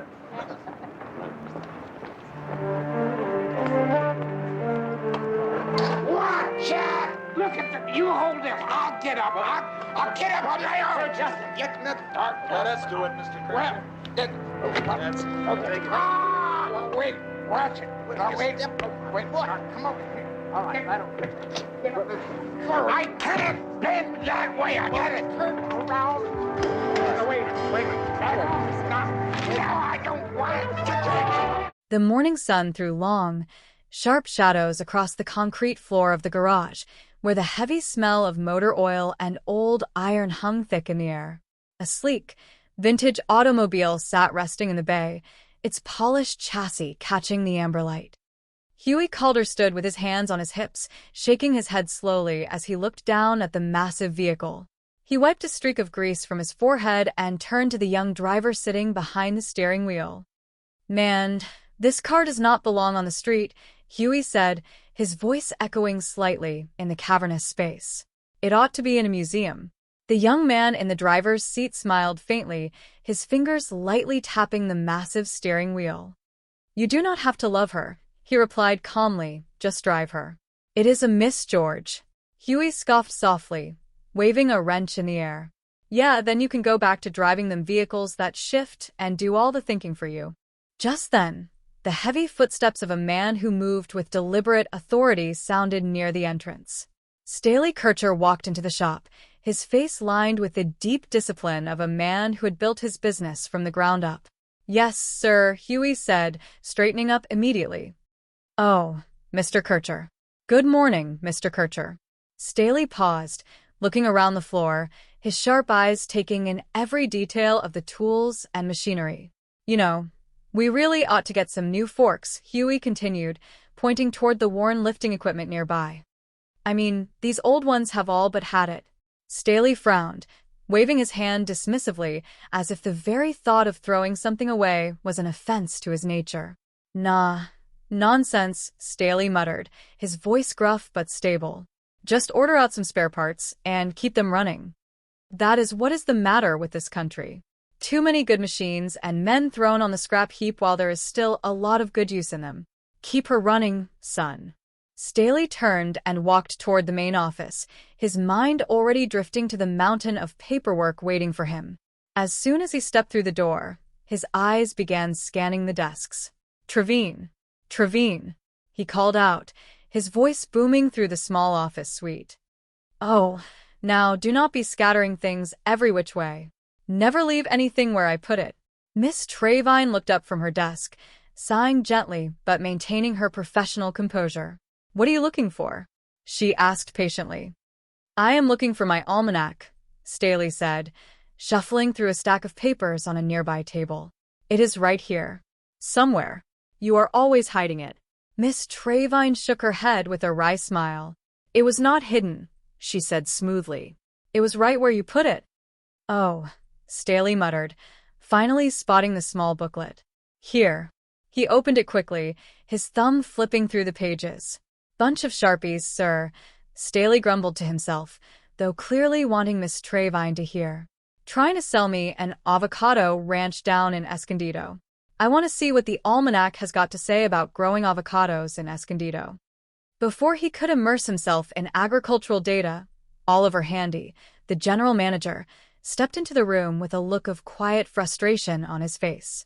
Mr. Kircher, the Abbott inventory, have you got it? Oliver asked, looking through a thin folder. I cannot find it anywhere. Staley looked up, his brows furrowing.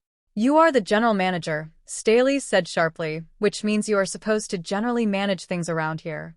Oliver sighed, leaning against the doorframe. Yeah, well, it is very difficult to manage a business that you carry around in your pocket or your hat, Oliver replied dryly. Staley ignored the remark, his eyes still fixed on his booklet. You would not happen to know the latitude and longitude of Escondido, would you? Staley asked. Oliver stared at him for a moment, completely unamused. You have got to be joking, Oliver said. Staley shrugged, shutting the almanac with a loud snap. Well, we will take care of these things this afternoon, Staley decided, tossing the booklet onto his desk. In the meantime, you be thinking of some nice ways to say, go soak your head. And, find me the latitude and longitude of Escondido. Yes, sir, Oliver muttered, turning on his heel to leave.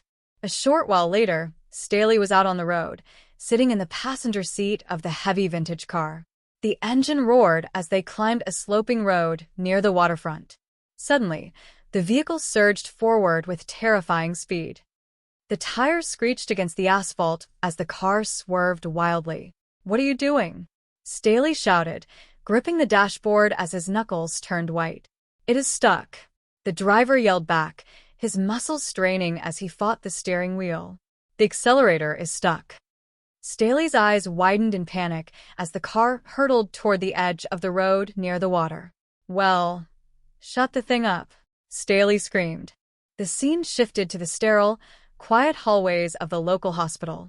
Barnaby Jones walked with a slow, steady gait toward the reception desk, his gentle demeanor believing the sharp, investigative mind beneath his silver hair. What room is, Staley Kircher occupying? Barnaby asked the nurse on duty. The nurse looked up from her chart, her expression firm. Mr. Kircher is in room number 312, but no visitors allowed, she said strictly.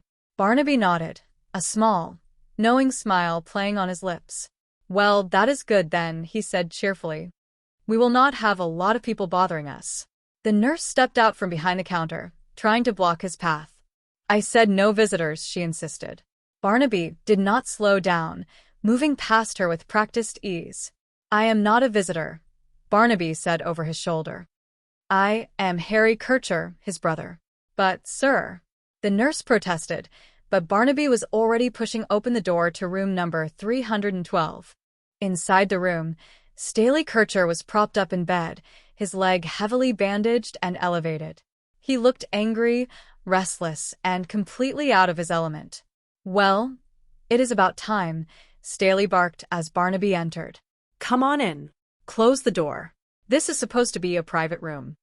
Barnaby closed the door quietly behind him and walked over to the side of the bed.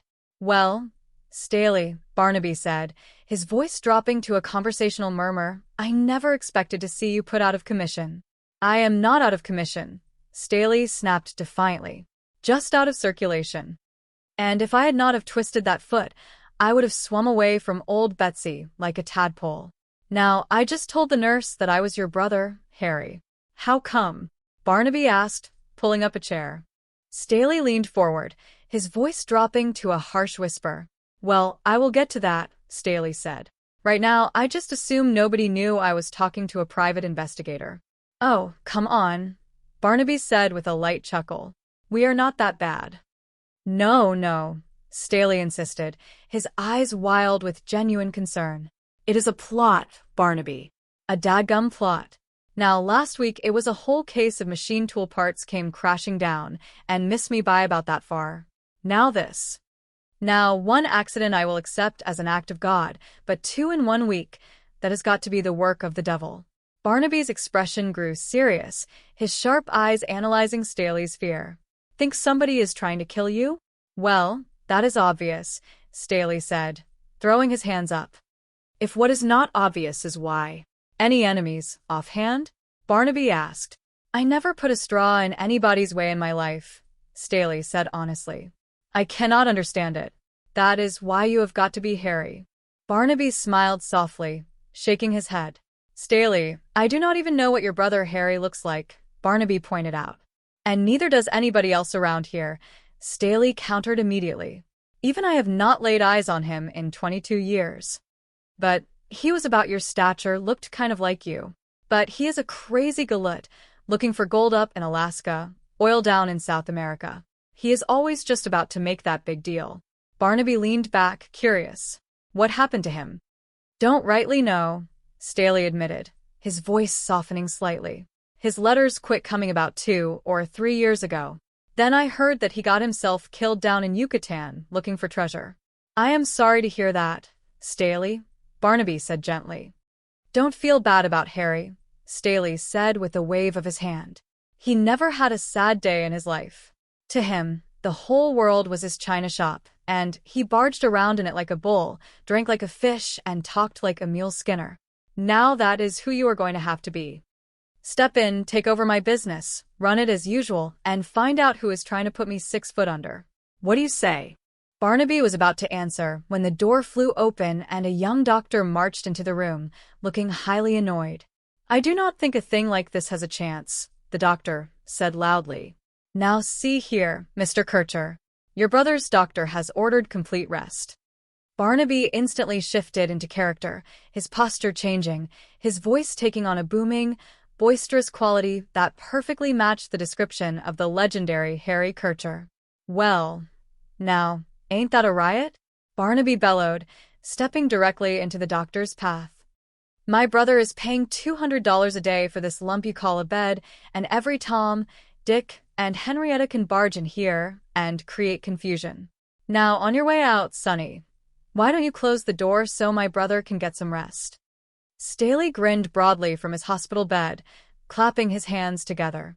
Attaboy, Harry, Staley chuckled. The next day, Barnaby arrived at the Vanguard Company warehouse, fully embodying his new persona. He walked through the dusty yard, watching the workmen handle heavy crates. One worker dropped a heavy piece of equipment with a loud clang. Whoa, never do that, Barnaby called out, pointing a finger at the startled man. Never pick on small, heavy-owned lights. If you find low gravity, you will fall down and hurt somebody. He turned and spotted Huey Calder walking across the yard. There is another one, Barnaby muttered to himself. Hey you, where are you going? Huey stopped, looking confusedly at the silver-haired stranger who was shouting orders. What do you think you are, anyway? Huey asked, crossing his arms. Harry Kircher, Barnaby announced loudly, puffing out his chest. I am taking over for my brother till he is up and kicking again. Where is his office? It is right over there, Huey replied, pointing toward the main building before asking, Who are you? Huey Calder, Huey introduced himself. I am the foreman here. Good, Barnaby said, tapping Huey on the shoulder. Keep an eye on things like that down there. That is why we have foremen, right? Yeah, right, Huey muttered, still trying to process the sudden appearance of Staley's eccentric brother. All right, put him down, Barnaby ordered another worker nearby. Look, Mr. Kircher, Huey began, but Barnaby interrupted him with a booming laugh. Harry, just call me Mr. Harry. That way you keep me separated from the Staler. Huey nodded slowly. I am perfectly capable of running things around here until Mr. Kircher gets back. Good, I am glad to hear that, Barnaby said heartily. That way I can concentrate on the overall picture. I am a broad brush man myself. Well, I do not think there is too much of an overall picture to the Vanguard Company, Mr. Harry, Huey said with a touch of skepticism, but I will be happy to help you any way I can. I know where most things are. Barnaby looked around the cluttered yard, raising an eyebrow. How do you find things around here with a divining rod? Barnaby joked. Barnaby then walked into the main office, where Betty Jones was already waiting for him, disguised as his secretary. Oh, Mr. Kircher, Miss Trevine said as they walked in. Oh, Miss Jensen, there you are, Barnaby said, gesturing toward Betty. That is my girl Friday, Miss Jensen. Miss Jensen, Miss Trevine, Mr. Handy. Miss Trevine looked at Betty with a professional smile. Miss Trevine, your first duties will be to find a place for Miss Jensen here, Barnaby instructed. Well, she can use the desk in the back office, Miss Trevine offered kindly. I will put things aside. No, don't bother. Barnaby intervened with a grand wave of his hand. Miss Jensen is used to working out of a boxcar in Fairbanks or a mud hut on the Ganges. Miss Jensen's my right hand all over the world. Right, Miss Jensen? Betty smiled sweetly, playing along perfectly. Right, HK, she replied. Oliver Handy stepped forward, holding a stack of shipping documents. Look, I cannot schedule that shipment of used lathe parts until you get those letters off, Oliver said, addressing Barnaby. Oh, Mr. Kircher has some letters to answer, Miss Trevine noted, reaching for a filing cabinet. I will get the file. Oh, good, Barnaby said. I would like to look it over. In the meantime, Miss Jensen can be taking some dictations. She knows what to put in place of the cuss words. Right, Miss Jensen? Right, HK, Betty agreed smoothly. You understand, Barnaby said to Oliver with a wink. Certainly, Oliver replied, though he looked deeply suspicious. Well, if you will excuse me.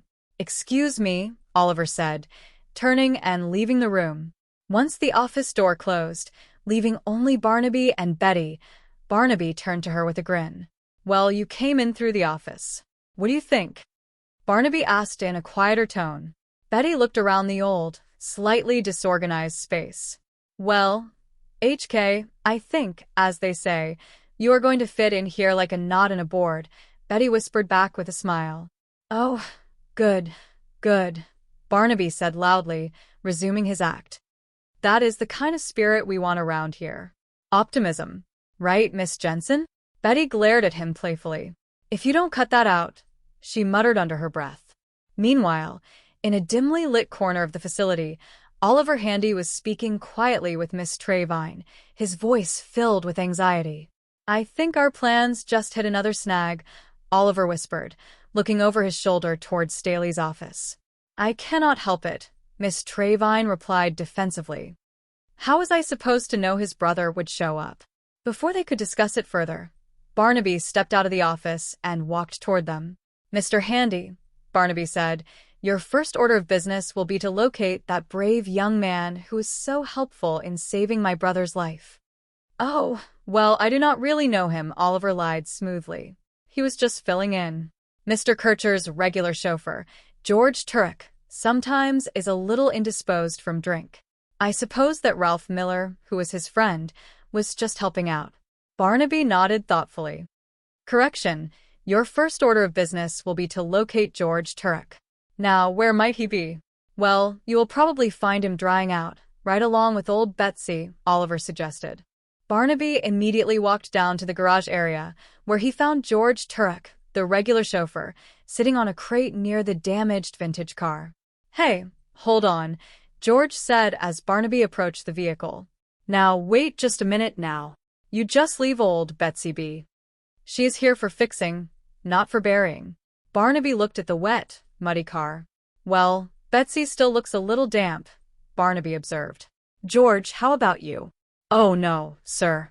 No, sir, Mr. Kircher, George said quickly, shaking his head. Now, I do occasionally drink when my willpower is not at its best. But when I recover, my wits are sharp as a knife. Barnaby leaned against the workbench. Now then, about this fellow that drove for you, Miller. Providence works in strange ways, George mused. Strange. If Ralph had not been driving for me, I could have drowned. Barnaby nodded, his eyes narrowing slightly. Providence and I are looking for him. If he saved Staley's life, I want to talk to him.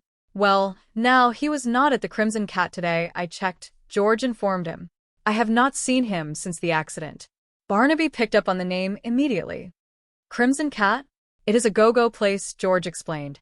Ralph's girlfriend is a dancer there. It is the kind of a place you go when you don't want to hear yourself think, you know. Oh, yeah, like Freddy's in Algiers, Barnaby said, maintaining his worldly hairy persona. You and Ralph regularly there? Oh, no, sir, George said. No, I have only been going there a few weeks. I drank with Ralph a few times. The other night, Ralph and his girl and I went out after closing to one of the all-night places and had a few more. Well, it so happened my weakness was kind of strong that night. I could not quite get on my feet the next morning, so Ralph offered to drive for me. Yeah, he down there broke his neck, didn't he? Barnaby noted. I am sure glad he got out of that all right. I understand you yelled at Staley something about the accelerator being stuck. Well, that could be, George said, reaching into his pocket and pulling out a broken metal part. Now, here's the spring. Busted clean in two. Barnaby took the spring, examining the clean, sharp break. Yeah, sure came apart, all right, Barnaby murmured. This place, Brad Pussycat and his girl works? Oh, look, Crimson Cat, George corrected. Her name is Peppermints. I do not think that is her real name. Peppermints? Barnaby repeated with a chuckle. I dare say. Later that evening, inside a dimly lit back room at the Crimson Cat, Ralph Miller was standing over a table, facing a rough-looking man who was counting a stack of cash. That is right, Ralph said defiantly. I want 2,500 more. The man slammed his hand on the table. You got more nerve than a starved dog. Miller, the man growled. You're lucky you got paid at all. Nerve is my business, Ralph shot back, completely unfazed. I did what the job called for. How was I to know that old Coot was going to get out of the car? Now listen. The man stepped closer, his voice turning icy. You listen to me. I have been thinking, Ralph continued, a dangerous smile on his face. Getting rid of that old man means so much to you that maybe somebody might pay more to find out why. The man reached into his jacket, his eyes dead. You just had your last drink, Miller, the man said quietly. Now get out of here. As Ralph turned and walked out, the man signaled to his associate standing near the door. Keep your eye out. If he makes one move towards the wrong people, put him back in the ocean. A few minutes later, Barnaby walked into the main lounge of the Crimson Cat. The music was loud, and a young woman in a flashy dance outfit was sitting at the bar. Barnaby walked up, sliding a glass toward her. Hi, is that for me? She asked, looking him up and down. I understand your name is Peppermints and you like champagne, Barnaby said smoothly. Champagne and, gentleman with manners, she replied, taking a sip before frowning. Thank you. Well, this turns out to be cider. Barnaby laughed heartily. You tell me, and I will get you the real stuff. Well, aren't you the suspicious one? She asked, tilting her head.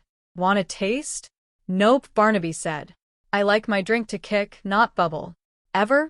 I just bet you do, Mr. Kircher, she guessed. Harry Kircher. Barnaby introduced himself.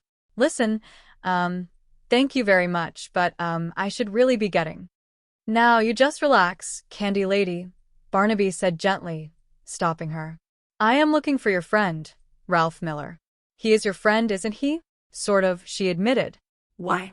Why? He saved my brother's life. That is why, Barnaby said, putting on a show of immense gratitude. Oh, she said, her eyes widening. Oh, you said Kircher. Mighty cool head your young fella has got on his shoulders, Barnaby praised. Hadn't been for him, my brother would probably be bunking with Davy Jones right now. I want to see he gets a reward. A reward? She repeated, suddenly very interested. You bet, Barnaby said. Now, where can I find him? Oh, well, I am not exactly sure about that right now, she stammered, but, tell you what I will do. When I find out, I will let you know, okay? Barnaby handed her a business card. Vanguard Company. You know where it is. Okay, sure, she said, watching him walk away. Wow, Ralph is really going to be surprised. A reward. Man, he used to do stuff like that all the time. You don't mean to tell me, Barnaby said, pausing for a second. Sure, she said proudly. Ralph was a stunt car driver. Movies, commercials, TV, all that stuff. Well, I will be a son of a gun, Barnaby said, playing the amazed brother. Good thing that he was driving. Oh, you bet, she said. Ralph could drive a car right under a train without even getting hurt. Is that any fun? Barnaby mused aloud as he finally exited the club. Outside in a dark sedan, two men were watching the entrance of the Crimson Cat. I am wondering where Miller is, one of them said. I am wondering who he is.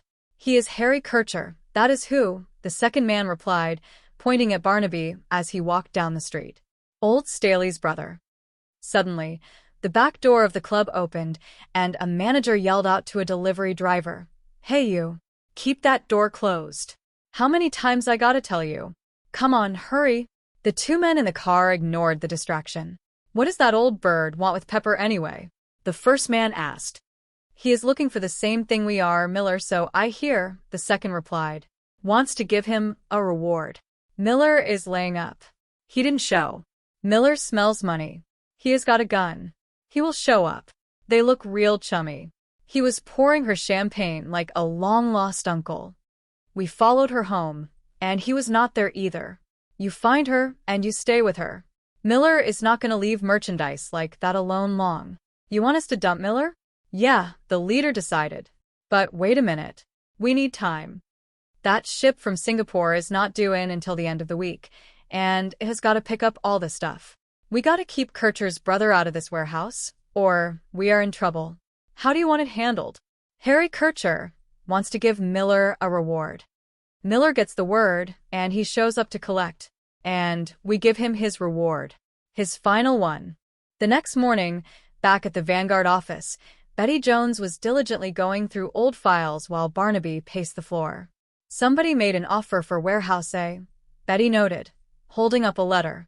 "Is this Warehouse A?" Barnaby asked, looking around the room. No, Betty said. "That is another one out there someplace. The Capricorn Company offered $250,000. Something to bury the looking end of Eddie. Robbie, you know this is going to be endless." "Yeah, well, what we are looking for is somebody that found Staley Kircher a big enough problem to want to do away with him," Barnaby said, reverting to his normal, thoughtful tone. "I know," Betty said, "but this is only the files for the incoming mail. I have not even found the outgoing mail yet. I mean, some of that could be pretty colorful, too." "Well, I will ask Miss Trevine," Barnaby decided. "She knows where everything else is around here. Personally, I would rather be fishing." Just then, Oliver Handy walked past the door, speaking into a telephone handset on the wall. "Well, Mr. Kircher is not going to allow the work to begin until he can be present," Oliver was saying. "So tell them it has been delayed indefinitely. It is going to cost a lot of money if they don't start on schedule. I cannot help it." Barnaby stepped out of the office, clearing his throat loudly. "I do not mean to interrupt business, but—" Barnaby began. Oliver hung up the phone quickly. "Not at all. Can I help you with something?" "Yes, my gal Miss Jensen is looking for Staley's outgoing correspondence over the last 3 or 4 months, Barnaby said, putting his booming, hairy voice back on. "Oh," Oliver asked, his eyes narrowing. "You know, carbons of his letters," Barnaby added. "Well, I am sure they are not too far," Oliver said smoothly, though his hands tightened around his folders. The office phone rang, and Miss Trevine picked it up. "Excuse me," she said, listening for a moment. "Vanguard Company." "Who?" "Oh, yes. He is right here. Just a moment. Someone wants Mr. Harry." Barnaby took the receiver from her. "Harry Kircher speaking," he said boisterously. On the other end of the line, Peppermints was standing in a phone booth. "I just talked to Ralph, Mr. Kircher," she said quickly, "and he said that he would just be very pleased to see you." "I knew I could count on a champagne lady like you," Barnaby boomed. "Tell him to come right over." "Oh, well, he cannot do that," she said, "because he works in this, marine salvage yard." "Well, where is the salvage yard?" "I will look him up," Barnaby offered. "It is kind of hard to find, but, tell you what. You meet me on the corner of 4th and Morel, and, you can follow me over there." "I would meet you anywhere, Candy Lady," Barnaby said smoothly. 20 minutes. "Okay, 20 minutes," she agreed, and hung up. 20 minutes later, Barnaby parked his car at the designated intersection. Peppermints was waiting for him, pointing toward a massive, cluttered salvage yard nearby. "Oh, there he is, over there," she said, pointing into the maze of rusted metal and old boats. "On that big pile of stuff." "You coming along, Champagne Lady?" Barnaby asked, opening his car door. "Oh, I cannot," she said, looking down at her high heels. I just bought these shoes and they cost $40. Besides, I have to get back to the club. Yeah, Barnaby said. Bye.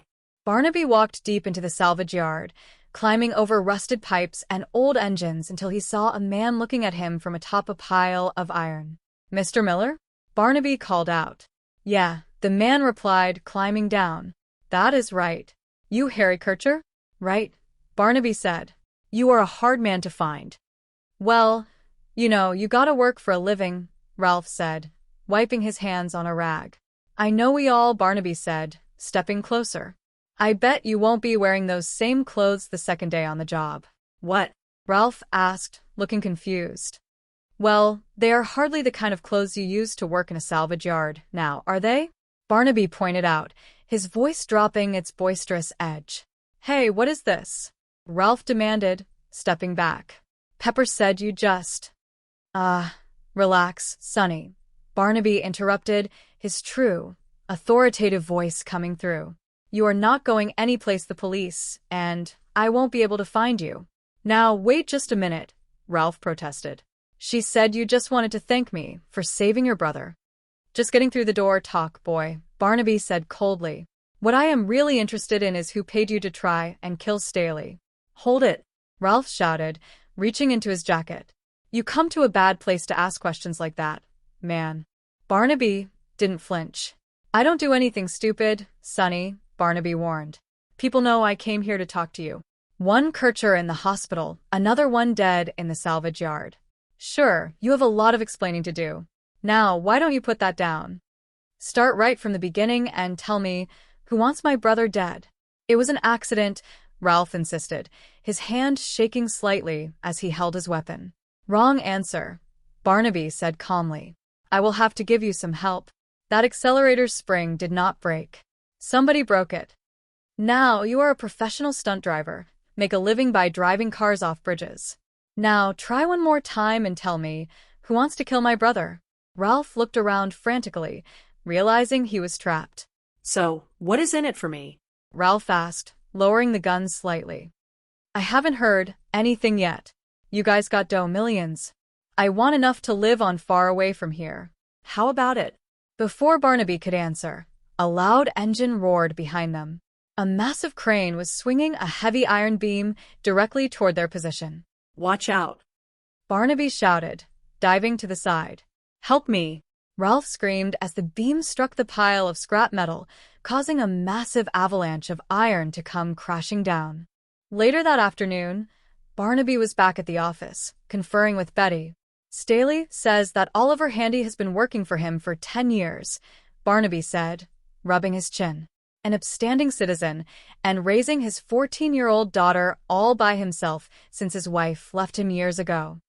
Oh, Barnaby, Betty said quietly, looking up from a state records report. Did I say something wrong? Barnaby asked.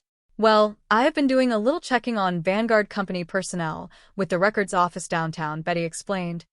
What Staley Kircher did not tell you is that Oliver Handy's wife did leave him. True, but while he was in prison. Just then, Miss Trevine walked past the door. Oh, Mr. Kircher, I've been trying to reach you, she said to Barnaby. Would you send Mr. Handy in to see me, please? Barnaby asked. Well, Mr. Handy is not here, Miss Trevine replied. He called in sick today. But there is someone waiting in your office for you. Oh, thank you, Barnaby said. Barnaby walked into his office to find an elegantly dressed, older woman sitting on the sofa. Harry, she gasped, standing up immediately. Harry Kircher. Wait the minute. Hold on there. Let my eyes focus, sir. Not as good as they used to be. Barnaby quickly assumed his role, smiling broadly. Oh, yes, they are, he said smoothly. I would not have recognized you at all, Harry, if it had not been for those eyes, the woman said, stepping closer. I think I remember. Myra? Barnaby guessed, searching his mind for any details Staley might have mentioned. Myra? Myra Westmore. She cried out happily. Myra Westmore. Of course, it has been Myra Peppertone since you know me. But you. You rogue. Let me look at you. Oh, you never got in touch with me for the last 25 years. Well, you have to remember, Myra, that I was not always close to the telegraph, Barnaby recovered smoothly. Heavens! I always supposed that you got yourself killed in an avalanche or a civil war or something, Myra said, wrapping her arm through his. Oh, I am afraid I have to confess that I am still very unromantically alive, Barnaby joked. Don't you dare think of anything except me this instant, Harry, Myra insisted, pulling him toward the door. Right now, you and I are going to go to a quiet place where the lights are low, and we can both look young again. Come along, Harry. I know the nicest little place. A short time later, they were sitting in a quiet, upscale restaurant, raising their glasses. To the past, Barnaby toasted smoothly. May we never lose it. And may all our mistakes look better at a distance. Harry, Myra said with a soft laugh. You are putting on a marvelous act, you devil.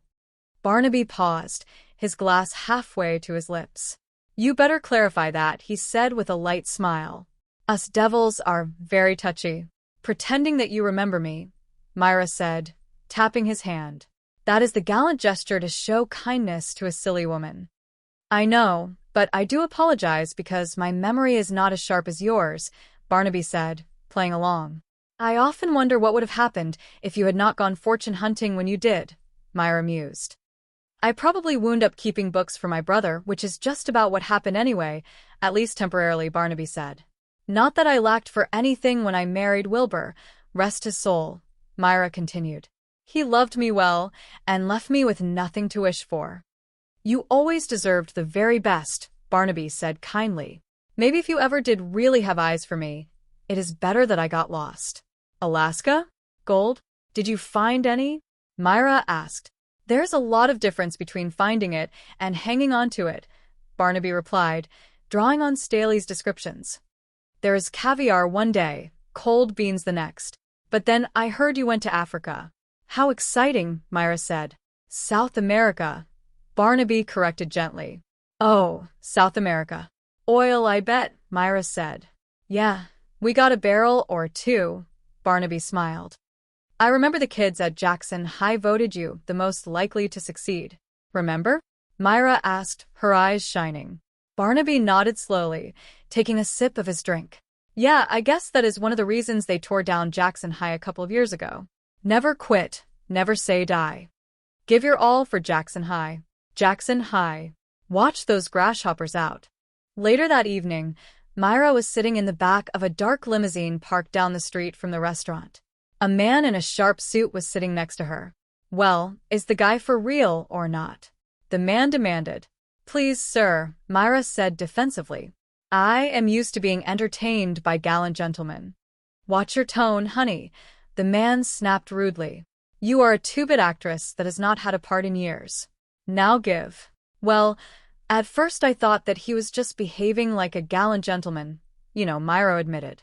Entertaining the romantic whims of a love-starved widow. You come off it, the man ordered. Did you get to him? Like an arrow to the heart, Myra claimed. Well, the man pressed. Well, he had a passing grade until he mentioned high school, Myra revealed with a sly smile. Yep, the man asked. Well, if your information is right that Harry Kircher went to Vandercook High School, I just shot down an imposter, Myra declared triumphantly. Back at the Vanguard office, Barnaby was discussing the encounter with Betty. Well, HK, how was the trip down memory lane? Betty asked with a smirk. Well, if she is on a level, we may have done all right, Barnaby said thoughtfully, but if she was trying to trap me, she may just have done it. Oh, Barnaby, Betty said, her smile fading. Oh, it is water over the dam. Betty, Barnaby said calmly. I cannot go back now. Is Oliver handy in today? No, I made an excuse to call him at his home, Betty reported. His daughter answered, said that he had to go to the doctor's. Maybe I better just take a run out there and check on his health, Barnaby decided. Well, before you do, you should know that, I have been going through his personal files, Betty added. Betty, that is a highly devious thing to do, Barnaby said with a proud grin. I am proud of you. Well, I could not get anywhere with Kircher's clutter, so I decided to look through Handy's, need files, Betty explained. Did you find anything in there that might have caused him to call in sick? Barnaby asked. I don't know, Betty said. Do you remember the letters that we found from the Capricorn Company offering to buy the old warehouse? What about them? Barnaby asked.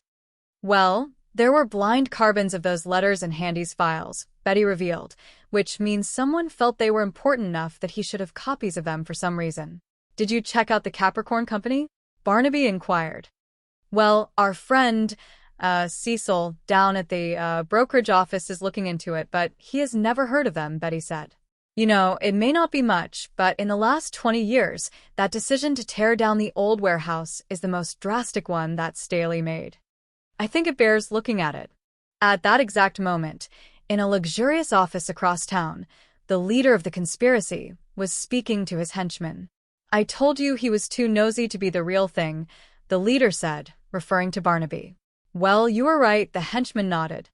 Now that we know who he is not, maybe some of our friends will tell us who he is. Barnaby drove out to Oliver Handy's suburban home. As he walked up the driveway, a young girl was sitting on the front porch, playing with a basketball. Hi there, Barnaby said warmly. Hi, she replied. My name is Harry Kircher. Barnaby introduced himself, reverting to his persona. That is no fair. You gonna make me guess your name? Sandy, she said with a smile. My golly, Sandy, Barnaby said. And you are Oliver's daughter. That makes it Sandy Handy. I bet the boys don't let you forget that name. I wish they would, Sandy sighed. They make it sound like a kitchen cleaner. Well, Sandy, a name is what you make of it, Barnaby said encouragingly. I guess, Sandy said. Next school I go to, it is going to be Sandra. Atta girl, Barnaby cheered. Anybody says different, don't throw him the football. You got it, Sandy laughed. Your daddy home? Barnaby asked. I would like to have a talk with him. He is not here, Sandy said quickly, her face falling. He went to the doctor. Oh, that seems to be the trouble, Barnaby noted. He has got a mixture of several rare diseases, all of which are very contagious, Sandy lied protectively. So, I would not hang around or get any closer. I may be exhaling viruses this very minute. You don't mean to tell me, Barnaby said, a knowing look in his eye. Well, now, how could a man as sick as that walk all the way to the doctor? Huh. Car is still in the garage. Just then, the front door opened and Oliver Handy stepped out, looking exhausted and defeated. It is all right, Sandy, Oliver said gently to his daughter. But, Daddy, it is not fair, Sandy protested. Why should we have to move? Never mind, Oliver comforted her. Are you planning on leaving town? Barnaby asked quietly. Yeah, it is just a matter of time, Oliver admitted, looking at the porch. Thought I might as well pack. Mr. Handy, maybe you and I had better talk privately, Barnaby suggested. Nope, Oliver refused. This is my daughter's own front yard. I won't have her hiding from anything you can say to me. I am running short of time, so I will lay it out for you, Barnaby said firmly. Somebody tried to kill Staley. Twice. I want to know who and why. A couple of accidents, yeah, but... Oliver stammered. These were not accidents, I know, Barnaby interrupted. Why, Mr. Kircher is an aggravating old cuss, Oliver said, but I think everyone admires him in a way. Not everyone, Barnaby countered. Now, the only unusual thing going on in Vanguard Company is the demolition of this old warehouse. Maybe you can fill me in on that. There was a company that wanted to buy it, Oliver revealed. Capricorn Company. Yeah, well, they wanted it bad, and they put the pressure on me to try to get Mr. Kircher to sell it to them. What kind of pressure? Barnaby asked. I got a prison record, Oliver confessed, looking down. Bum rap. No. It was not a bum rap. It was a rap, and I took it. But they threatened to tell Mr. Kircher about it, and he is kind of straight-laced, you know. And I needed my job. Why were you planning to leave town? Barnaby asked. Deal fell through, so I suppose I will tell Mr. Kircher one way or another, Oliver said. Anyway, I still think he should have sold it. Man his age, working like a mule. He ought to relax a little and let his money work for him. Any idea why the underworld would want to acquire a warehouse like that? Barnaby questioned. Underworld? What do you mean? Oliver asked, genuinely shocked. On my way over here, I stopped in to see a broker friend of mine who checked it out for me, Barnaby explained. The owners of Capricorn Company happen to be some of the biggest people in organized crime. Look, I didn't have any idea, Oliver said truthfully. If he says he didn't, Sandy defended her father. I believe both of you, Barnaby said gently. But maybe I ought to check into why some people are interested in acquiring an old, decrepit fire trap. Back at the Vanguard office, Betty rushed toward Barnaby as soon as he entered. Barnaby, look at this, Betty said, handing him a freshly uncovered document. HK, we're still going out of the woods. A bill of lading post-dated for a whole shipment of machinery from Singapore. It is not due here until later this week. Looks like it is consigned for storage in that old warehouse, Barnaby observed. The one Capricorn wanted to buy. I think it is about time I took a look around inside that old warehouse. I will go with you, Betty offered. Not on your life, Barnaby refused strictly. If you don't hear from me within a half hour, call the police. Meanwhile, in a dark sedan parked near the old warehouse, the two henchmen were receiving a call on their radio. Who? One of them asked. That is right. Our friends just called, the second man said, hanging up the receiver. Seems our Mr. Harry is one Barnaby Jones, private cop. They said they have had some trouble with him before. Well, then, we are providing an extra service for our clients, the first man grinned, checking his weapon. Doesn't hurt to do a favor. Now and then. It will be a pleasure. Come on. Barnaby entered the old warehouse through a side door. The air inside was cool, damp, and filled with dust motes dancing in the streams of light. He walked past rows of massive, wooden crates. Suddenly, a shadow moved near the far wall. Miss Jensen, Barnaby called out, thinking it might be Betty. The shadow stepped into the light, revealing Miss Trevine. I say, you startled me, she said, clutching her chest. I am sorry, Barnaby said, his voice instantly alert. I was looking for Mr. Kircher. Oh, I am afraid he stepped out, Miss Trevine said smoothly. Oh, will he be back? Barnaby asked. Yes. In a few minutes, I am sure, she replied. Is there something I might help you with? No, it is nothing important. I will wait, Barnaby said, looking around. The morning sun cast a long, amber glow across the bustling expanse of the city streets, catch the gleaming chrome of an automobile that seemed to belong to an entirely different era. It was a vehicle of exquisite craftsmanship, a rolling testament to a time when cars possessed distinct personalities rather than uniform, aerodynamic efficiency. Two men stood on the pavement, gazing at the magnificent machine with contrasting expressions of skepticism and reverence. The younger man shook his head, running a hand along the polished fender, remarking that this vehicle truly did not belong on the chaotic modern streets and instead deserved a place of honor inside a pristine museum. His companion, an older gentleman with a wealth of practical experience etched into his face, merely chuckled at the sentiment. He turned to the youth, advising him that affection was not a requirement for the task at hand, for one simply needed to drive her. The car belonged to a Miss George, a fact that added a layer of responsibility to the chore. The older man added with a dry wit that once this task was finished, the youth could gladly return to operating those modern vehicles that shifted gears automatically and, essentially, did all the thinking for their drivers. The young man could only nod, offering a polite affirmation to the wisdom of his elder. A few blocks away, within the industrious and slightly chaotic walls of the Vanguard Company, the daily routine was already underway. Huey Calder, the diligent foreman, was busy sorting through equipment when the general manager, Staley Kircher, walked into the area. Huey called out to him, expressing his growing frustration with the state of their tools. He pointed out that they really ought to secure some entirely new forks, as the old ones had all but reached the end of their usefulness. Staley Kircher, a man who possessed a stubborn dedication to longevity and thrift, dismissed the complaint as utter nonsense. He instructed Huey to simply order some spare parts and keep the machines running. Staley firmly believed that the current trouble with the country was the tendency to throw perfectly good machines and capable men onto the scrap heap while there was still a lot of good use left in them. He patted the side of an old piece of machinery, encouraging the young foreman to keep everything running smoothly. Returning to his main office, Staley began a frantic search through the clutter of his desk, calling out for Miss Trevine. He muttered to himself about how things were constantly being scattered every which way, complaining that no one ever left anything exactly where he had placed it. Miss Trevine entered the room with a calm, patient demeanor that could only be developed through years of working alongside an eccentric manager.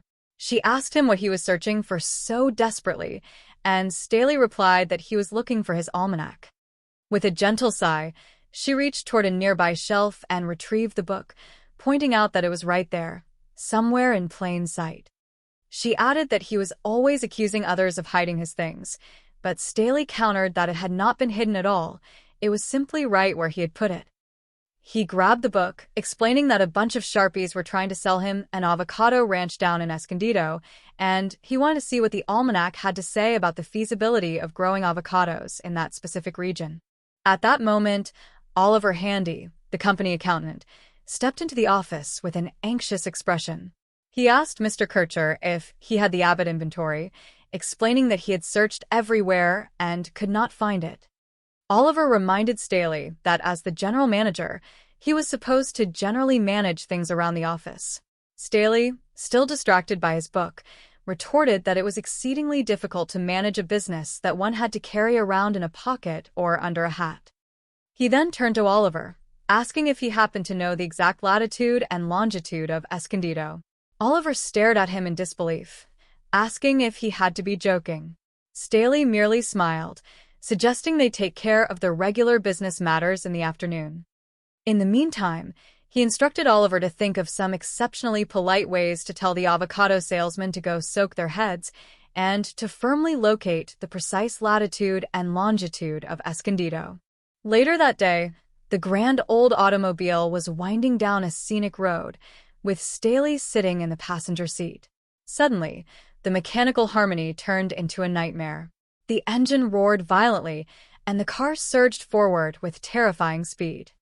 Staley shouted in panic, asking what was happening. The driver cried out that the accelerator was stuck completely. Staley screamed for him to shut the contraption down, but the vehicle veered wildly out of control, plunging off the road and crashing into the water below, submerging the grand old car and leaving its occupants struggling for survival. Shortly afterward, at the local hospital, a tall, distinguished-looking gentleman with a sharp gaze and a calm demeanor walked up to the reception desk. This was Barnaby Jones, a private investigator who possessed a unique blend of old-school charm and razor-sharp intellect. He politely asked the nurse what room a Mr. Staley Kircher was currently occupying. The nurse looked up from her paperwork, informing him that Mr. Kircher was in room number 312, but emphasized that absolutely no visitors were allowed. Barnaby smiled warmly, suggesting that this was actually excellent news, as it meant they would not be bothered by a large crowd of people. The nurse attempted to protest, reiterating the rule, but Barnaby gently interrupted her, stating that he was not a mere visitor, but rather Harry Kircher, the brother of the patient. Before she could object further, Barnaby moved down the hallway with an air of absolute purpose. Barnaby entered room number 312, where Staley Kircher was resting in bed, looking battered but remarkably spirited. Staley looked up and declared that it was about time, telling his visitor to come in and close the door tightly to maintain the illusion of a private room. Staley looked at Barnaby and remarked that he never expected to see himself put out of commission. Barnaby, adopting the role of the concerned sibling, replied that Staley was clearly not out of commission, merely out of circulation for a short while. Staley chuckled painfully, noting that if he had not twisted his foot during the chaos, he would have swum away from old Betsy like a nimble tadpole. Staley then mentioned that he heard Barnaby tell the nurse he was his brother Harry, and asked why he had chosen that specific cover. Barnaby explained that he assumed Staley would prefer it if nobody knew he was currently consulting with a private investigator.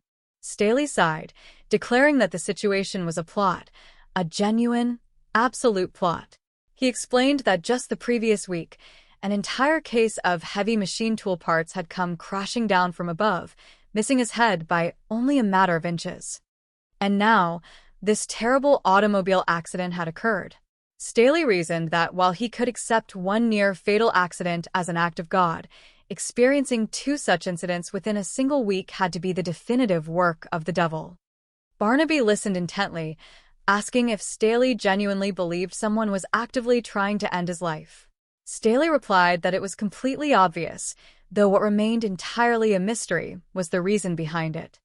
When Barnaby inquired if he had any immediate enemies, Staley insisted that he had never put a straw in anybody's way in his entire life, making the situation completely incomprehensible. Staley then explained the necessity of the deception. He noted that even he had not laid eyes on his real brother Harry in 22 years, and absolutely no one else around the company would recognize him either. The real Harry was described as a tall man of similar stature, a wild and adventurous soul who spent his life looking for gold up in the frozen lands of Alaska or searching for oil down in South America, always on the verge of making a massive financial deal. When Barnaby asked what had ultimately happened to Harry, Staley admitted that he did not rightly know, as the letters had stopped arriving about 2 or 3 years ago. He had later received a rumor that Harry had been killed down in the Yucatan Peninsula while searching for ancient treasure.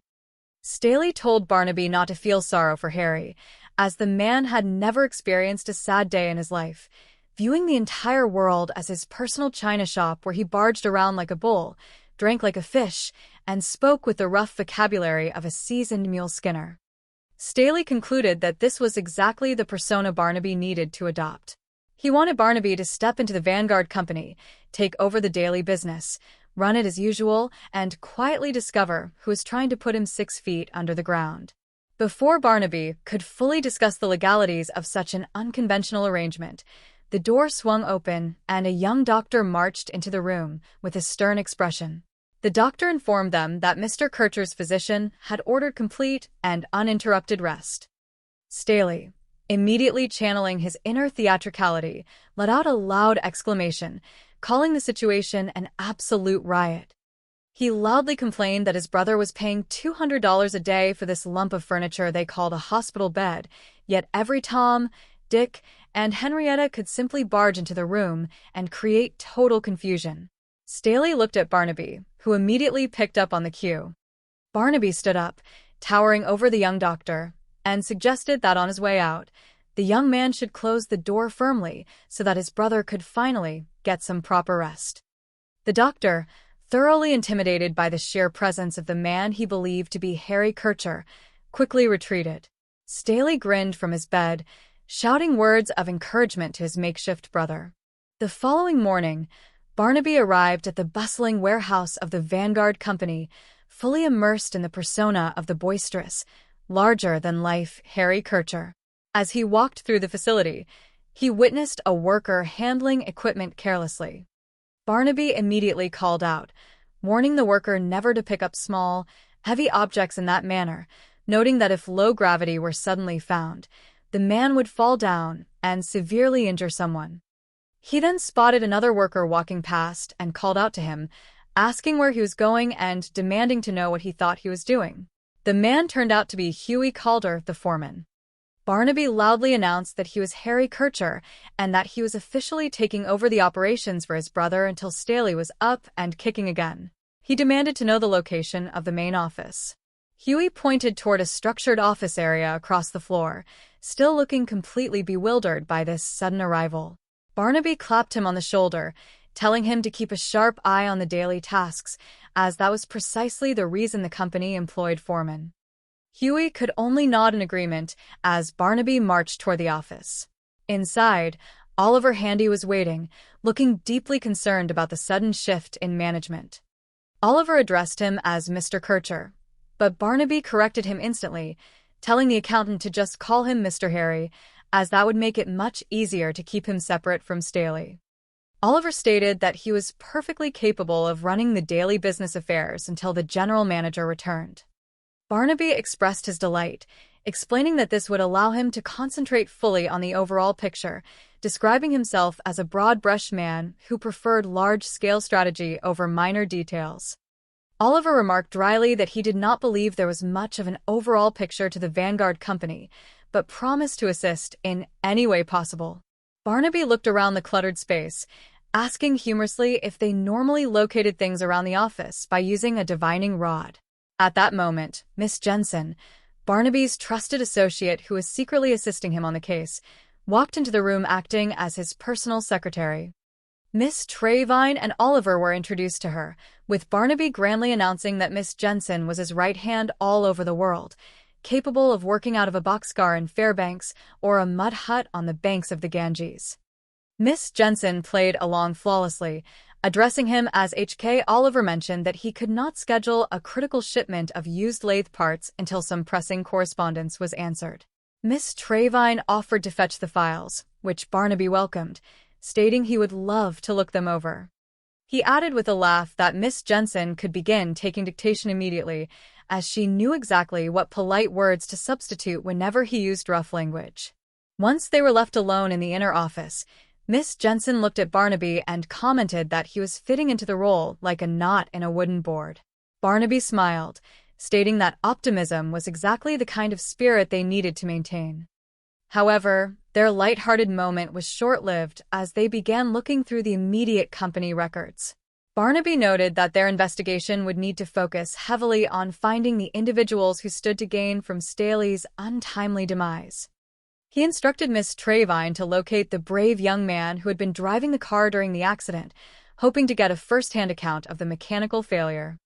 Miss Trevine explained that she did not really know the driver well, as he was just filling in for the regular chauffeur, George Turek, who was frequently indisposed due to his fondness for strong drink.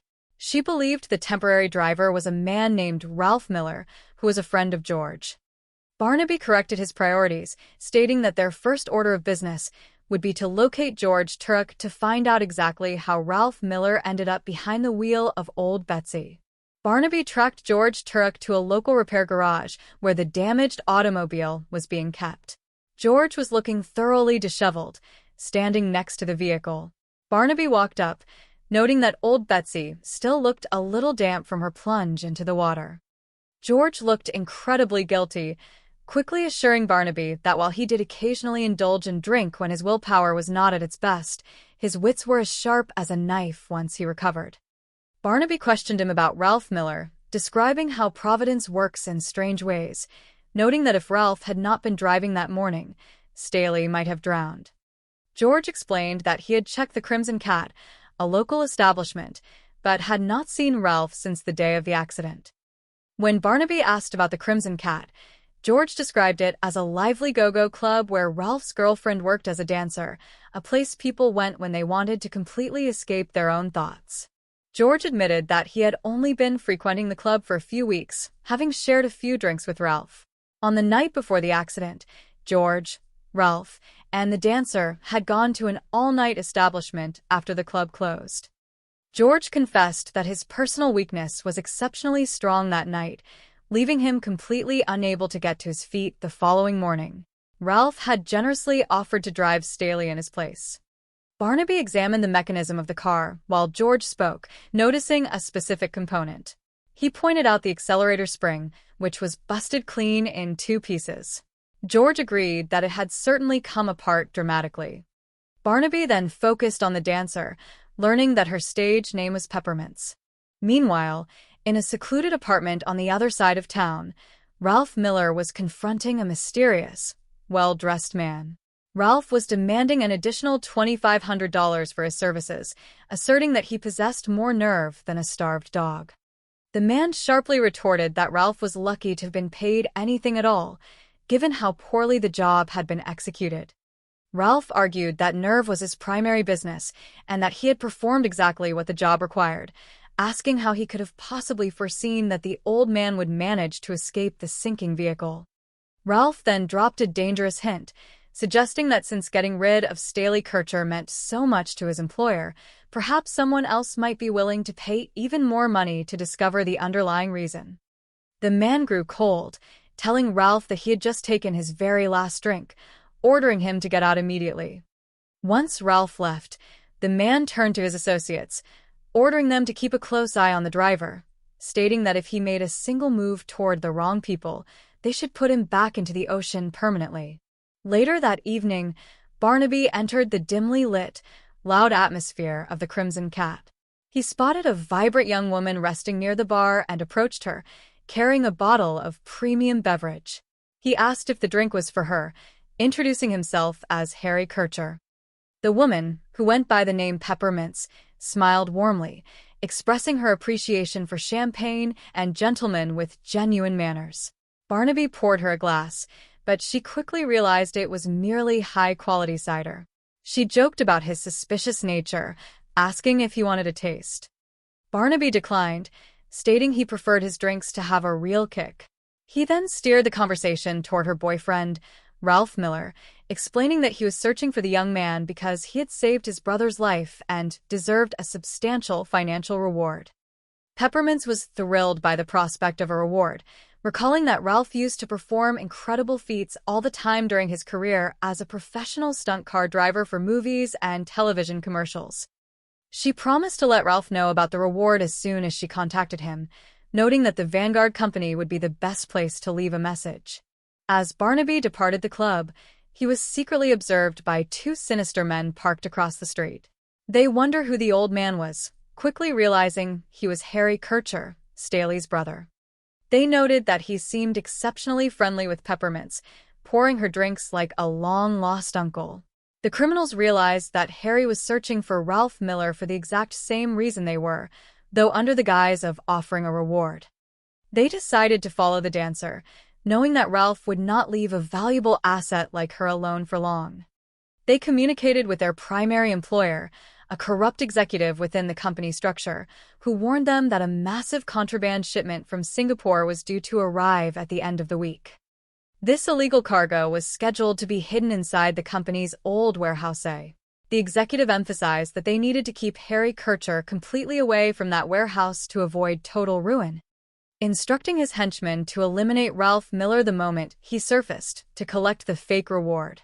Back at the Vanguard Company offices, Miss Jensen was diligently sorting through a mountain of old paperwork. She remarked to Barnaby that the process was going to be endless, as she was currently only navigating through the files for the incoming mail and had not even located the outgoing correspondence yet. Barnaby agreed, noting that they were looking for anyone who found Staley Kircher to be a significant enough problem to warrant murder. At that moment, Miss Trevine entered the room, and Barnaby politely asked her if she could locate Staley's outgoing correspondence over the last 3 or 4 months, specifically the carbon copies of his business letters. Miss Trevine assured him they were not far away and went to check. While she was gone, the telephone rang.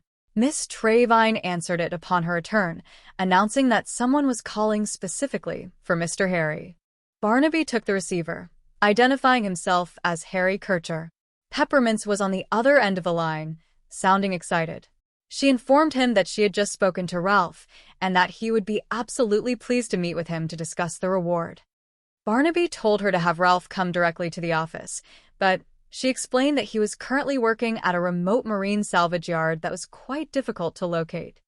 Instead, she suggested that Barnaby meet her on the street corner of 4th and Morel in 20 minutes, so he could follow her directly to the location.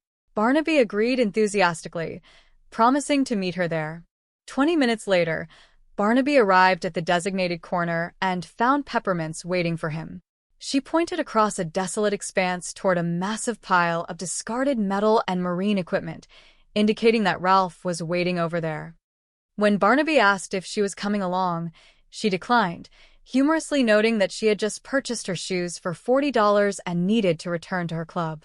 Barnaby bade her farewell and walked deep into the salvage yard, his eyes scanning the surrounding towers of scrap iron. He spotted Ralph Miller standing atop a large pile of equipment and called out to him. Ralph confirmed his identity, asking if he was Harry Kircher. Barnaby climbed up, remarking that Ralph was a remarkably difficult man to locate. Ralph replied that a man had to work for a living, but Barnaby immediately called him out, pointing out that the clothes Ralph was wearing were hardly the type of garments someone would wear to labor in a dusty salvage yard. Ralph became defensive, realizing the trap. Barnaby told him to relax, explaining that he was not going anywhere that the police could not find him. Ralph protested, claiming that Peppermints had told him Harry just wanted to offer a reward for saving Staley. Barnaby dismissed the excuse as mere talk, revealing that he was truly interested in discovering exactly who had paid Ralph to attempt the murder of Staley Kircher. Ralph backed away, warning Barnaby that he had come to an exceptionally dangerous place to ask such heavy questions. Barnaby remained completely unfazed, reminding the young driver that people knew exactly where he had gone. He pointed out that having one Kircher in the hospital and another dead in a salvage yard would require a massive amount of explaining to the authorities. Barnaby demanded that Ralph start from the absolute beginning, reiterating that the accelerator spring had not simply failed on its own, it had been deliberately broken by a professional who knew exactly how to stage a vehicular accident. Ralph, realizing he was completely cornered, attempted to negotiate, asking what financial benefit he would receive. He noted that the Kircher family possessed millions of dollars and demanded enough money to flee the country and live comfortably far away. Before Barnaby could respond, a sudden movement caught his attention. 2 hired assassins emerged from the shadows of the salvage yard, drawing weapons. Barnaby shouted a warning to Ralph to watch out, but a chaotic struggle ensued. Shots were fired into the air, echoing through the cavernous yard. Barnaby managed to take cover, utilizing his advanced defensive skills to evade the attackers, but Ralph was severely wounded in the crossfire, crying out for help before the assassins fled into the labyrinth of scrap metal. Following the chaotic events at the salvage yard, Barnaby returned to the office to review his findings with Miss Jensen. He revealed that Staley had mentioned Oliver Handy had been a loyal employee for 10 years, regarded as an upstanding citizen who was raising his 14-year-old daughter completely on his own since his wife had departed years prior. However, Barnaby's independent background check with the records office downtown revealed a much darker truth. Staley had been completely unaware that Oliver's wife had actually left him while the accountant was serving a substantial sentence in prison. Miss Trevine interrupted their conversation, informing Barnaby that Oliver Handy had called in sick for the day, but noted that a lady was currently waiting inside the private office to see him. Barnaby walked into the office and was immediately greeted by an elegant, older woman who rushed toward him with open arms, addressing him loudly as Harry Kircher. She told him to let her eyes focus, claiming her vision was not as good as it used to be, but then declared she would recognize those distinct eyes anywhere. She identified herself as Myra Westmore, though she noted she had gone by the name Myra Peppertone since they last knew each other. She called him a rogue, complaining that he had never gotten in touch with her for the last 25 years.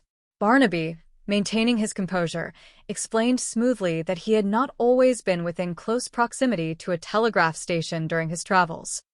Myra exclaimed that she had always assumed he had been killed in an avalanche or a foreign civil war, but expressed her delight that he was still unromantically alive. She insisted that they immediately go to a quiet establishment where the lights were low so they could both feel young again, raising a glass to the past and wishing that all their past mistakes would look much better from a distance. During their conversation at the quiet restaurant, Myra looked closely at Barnaby, commenting that he was putting on a marvelous act by pretending to remember every detail of their alleged youth. Barnaby carefully replied that he apologized if his memory was not quite as sharp as hers. Myra reminisced about how the students at Jackson High School had voted him the most likely to succeed, asking if he remembered that proud moment. Barnaby smiled, stating that he supposed that was one of the reasons the city had ultimately torn down Jackson High School a couple of years ago, quoting a fictional school slogan about never quitting and giving one's all for the school. Unbeknownst to Barnaby, Myra was actually working under duress for the criminal conspirators within the Vanguard Company. Immediately after her meeting with Barnaby, she met with the corrupt executives in a private room. The criminal leader demanded to know if the man was genuine. Myra dropped her elegant act, revealing her frustration at being forced to play the part of a romantic widow. She explained that while the man had passed every initial test, he had failed completely when the topic of high school was introduced. She revealed that according to the real historical records, the true Harry Kircher had actually attended Vandercook High School, whereas the man she had just interviewed completely accepted her false mention of Jackson High School. The criminal leader smiled wickedly, realizing they had successfully exposed an imposter. Back at the corporate headquarters, Miss Jensen asked Barnaby how his trip down memory lane had concluded. Barnaby admitted that if the lady was genuine, They were in a good position, but if she had been attempting to trap him, she had likely succeeded completely. He recognized that time was running short and decided to investigate Oliver Handy's sudden illness.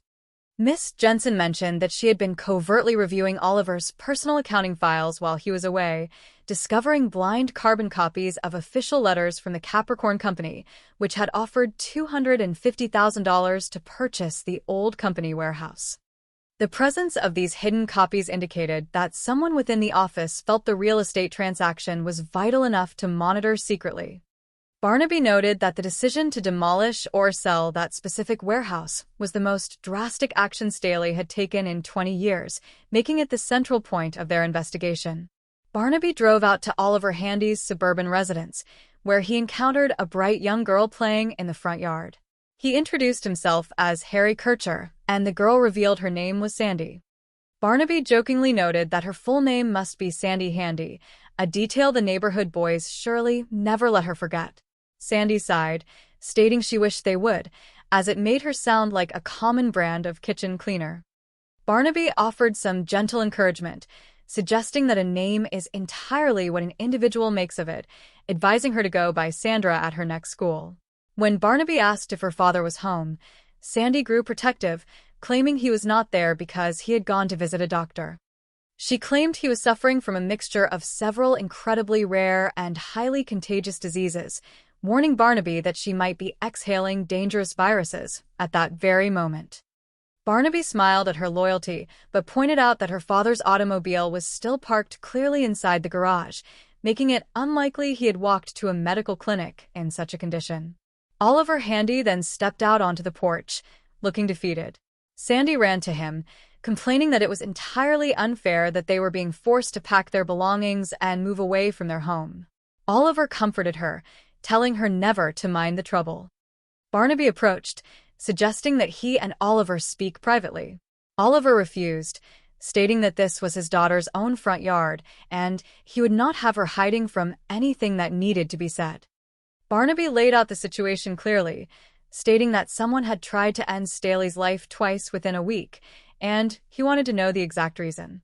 Oliver insisted that while Mr. Kircher was an aggravating old gentleman, everyone within the company genuinely admired him.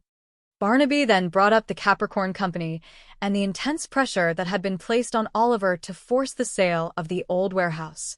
Oliver confessed completely, revealing that the criminals had discovered his past prison record and had threatened to expose his history to Staley, who was known to be incredibly straight-laced regarding morality. Oliver explained that he desperately needed to maintain his job to support his 14-year-old daughter. He admitted that the deal had ultimately fallen through, which was why he was currently preparing to leave town before the truth came to light. Barnaby informed him that his independent sources had verified the owners of the Capricorn Company were actually high-ranking figures within organized crime.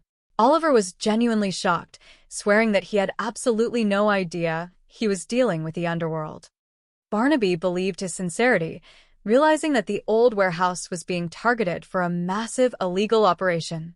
Barnaby returned to the Vanguard warehouse, where Miss Jensen presented him with a post-dated bill of lading she had uncovered.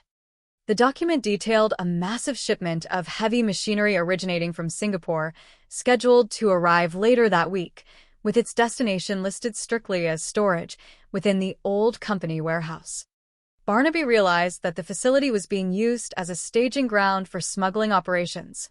He instructed Miss Jensen to contact the police if she did not hear from him within exactly 1/2 hour, and he proceeded to investigate the dark, cavernous interior of the old warehouse alone.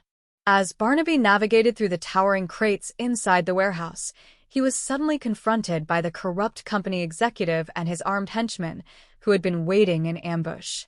The executive laughed, addressing him not as Harry, but as Barnaby Jones, the private investigator. He noted that their associates had encountered Barnaby before and were glad to provide an extra service by eliminating him permanently. Barnaby remained remarkably calm, looking around at the open crates, which revealed an arsenal of illegal military hardware. He noted that the location was clearly a major storage facility for contraband munitions intended for illegal shipment overseas. The executive admitted the truth, explaining that it would have been far less troublesome if Staley had simply sold the property to the Capricorn Company. He revealed that a ship was arriving within days to transport $4 million worth of contraband and declared that when the vessel departed, Barnaby would be on it inside a pine box. Barnaby casually adjusted his jacket, noting that in that case, they might all end up sailing together. He moved with incredible speed, utilizing the surrounding geometry of the warehouse to create a distraction.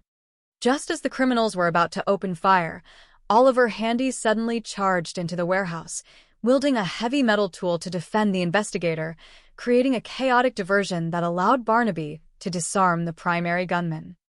The local police authorities, having been alerted by Miss Jensen precisely on schedule, swarmed into the building, securing the contraband and placing the criminals under arrest. A few days later, Staley Kircher was sitting in a wheelchair within his main office, surrounded by Barnaby, Miss Jensen, and Oliver Handy.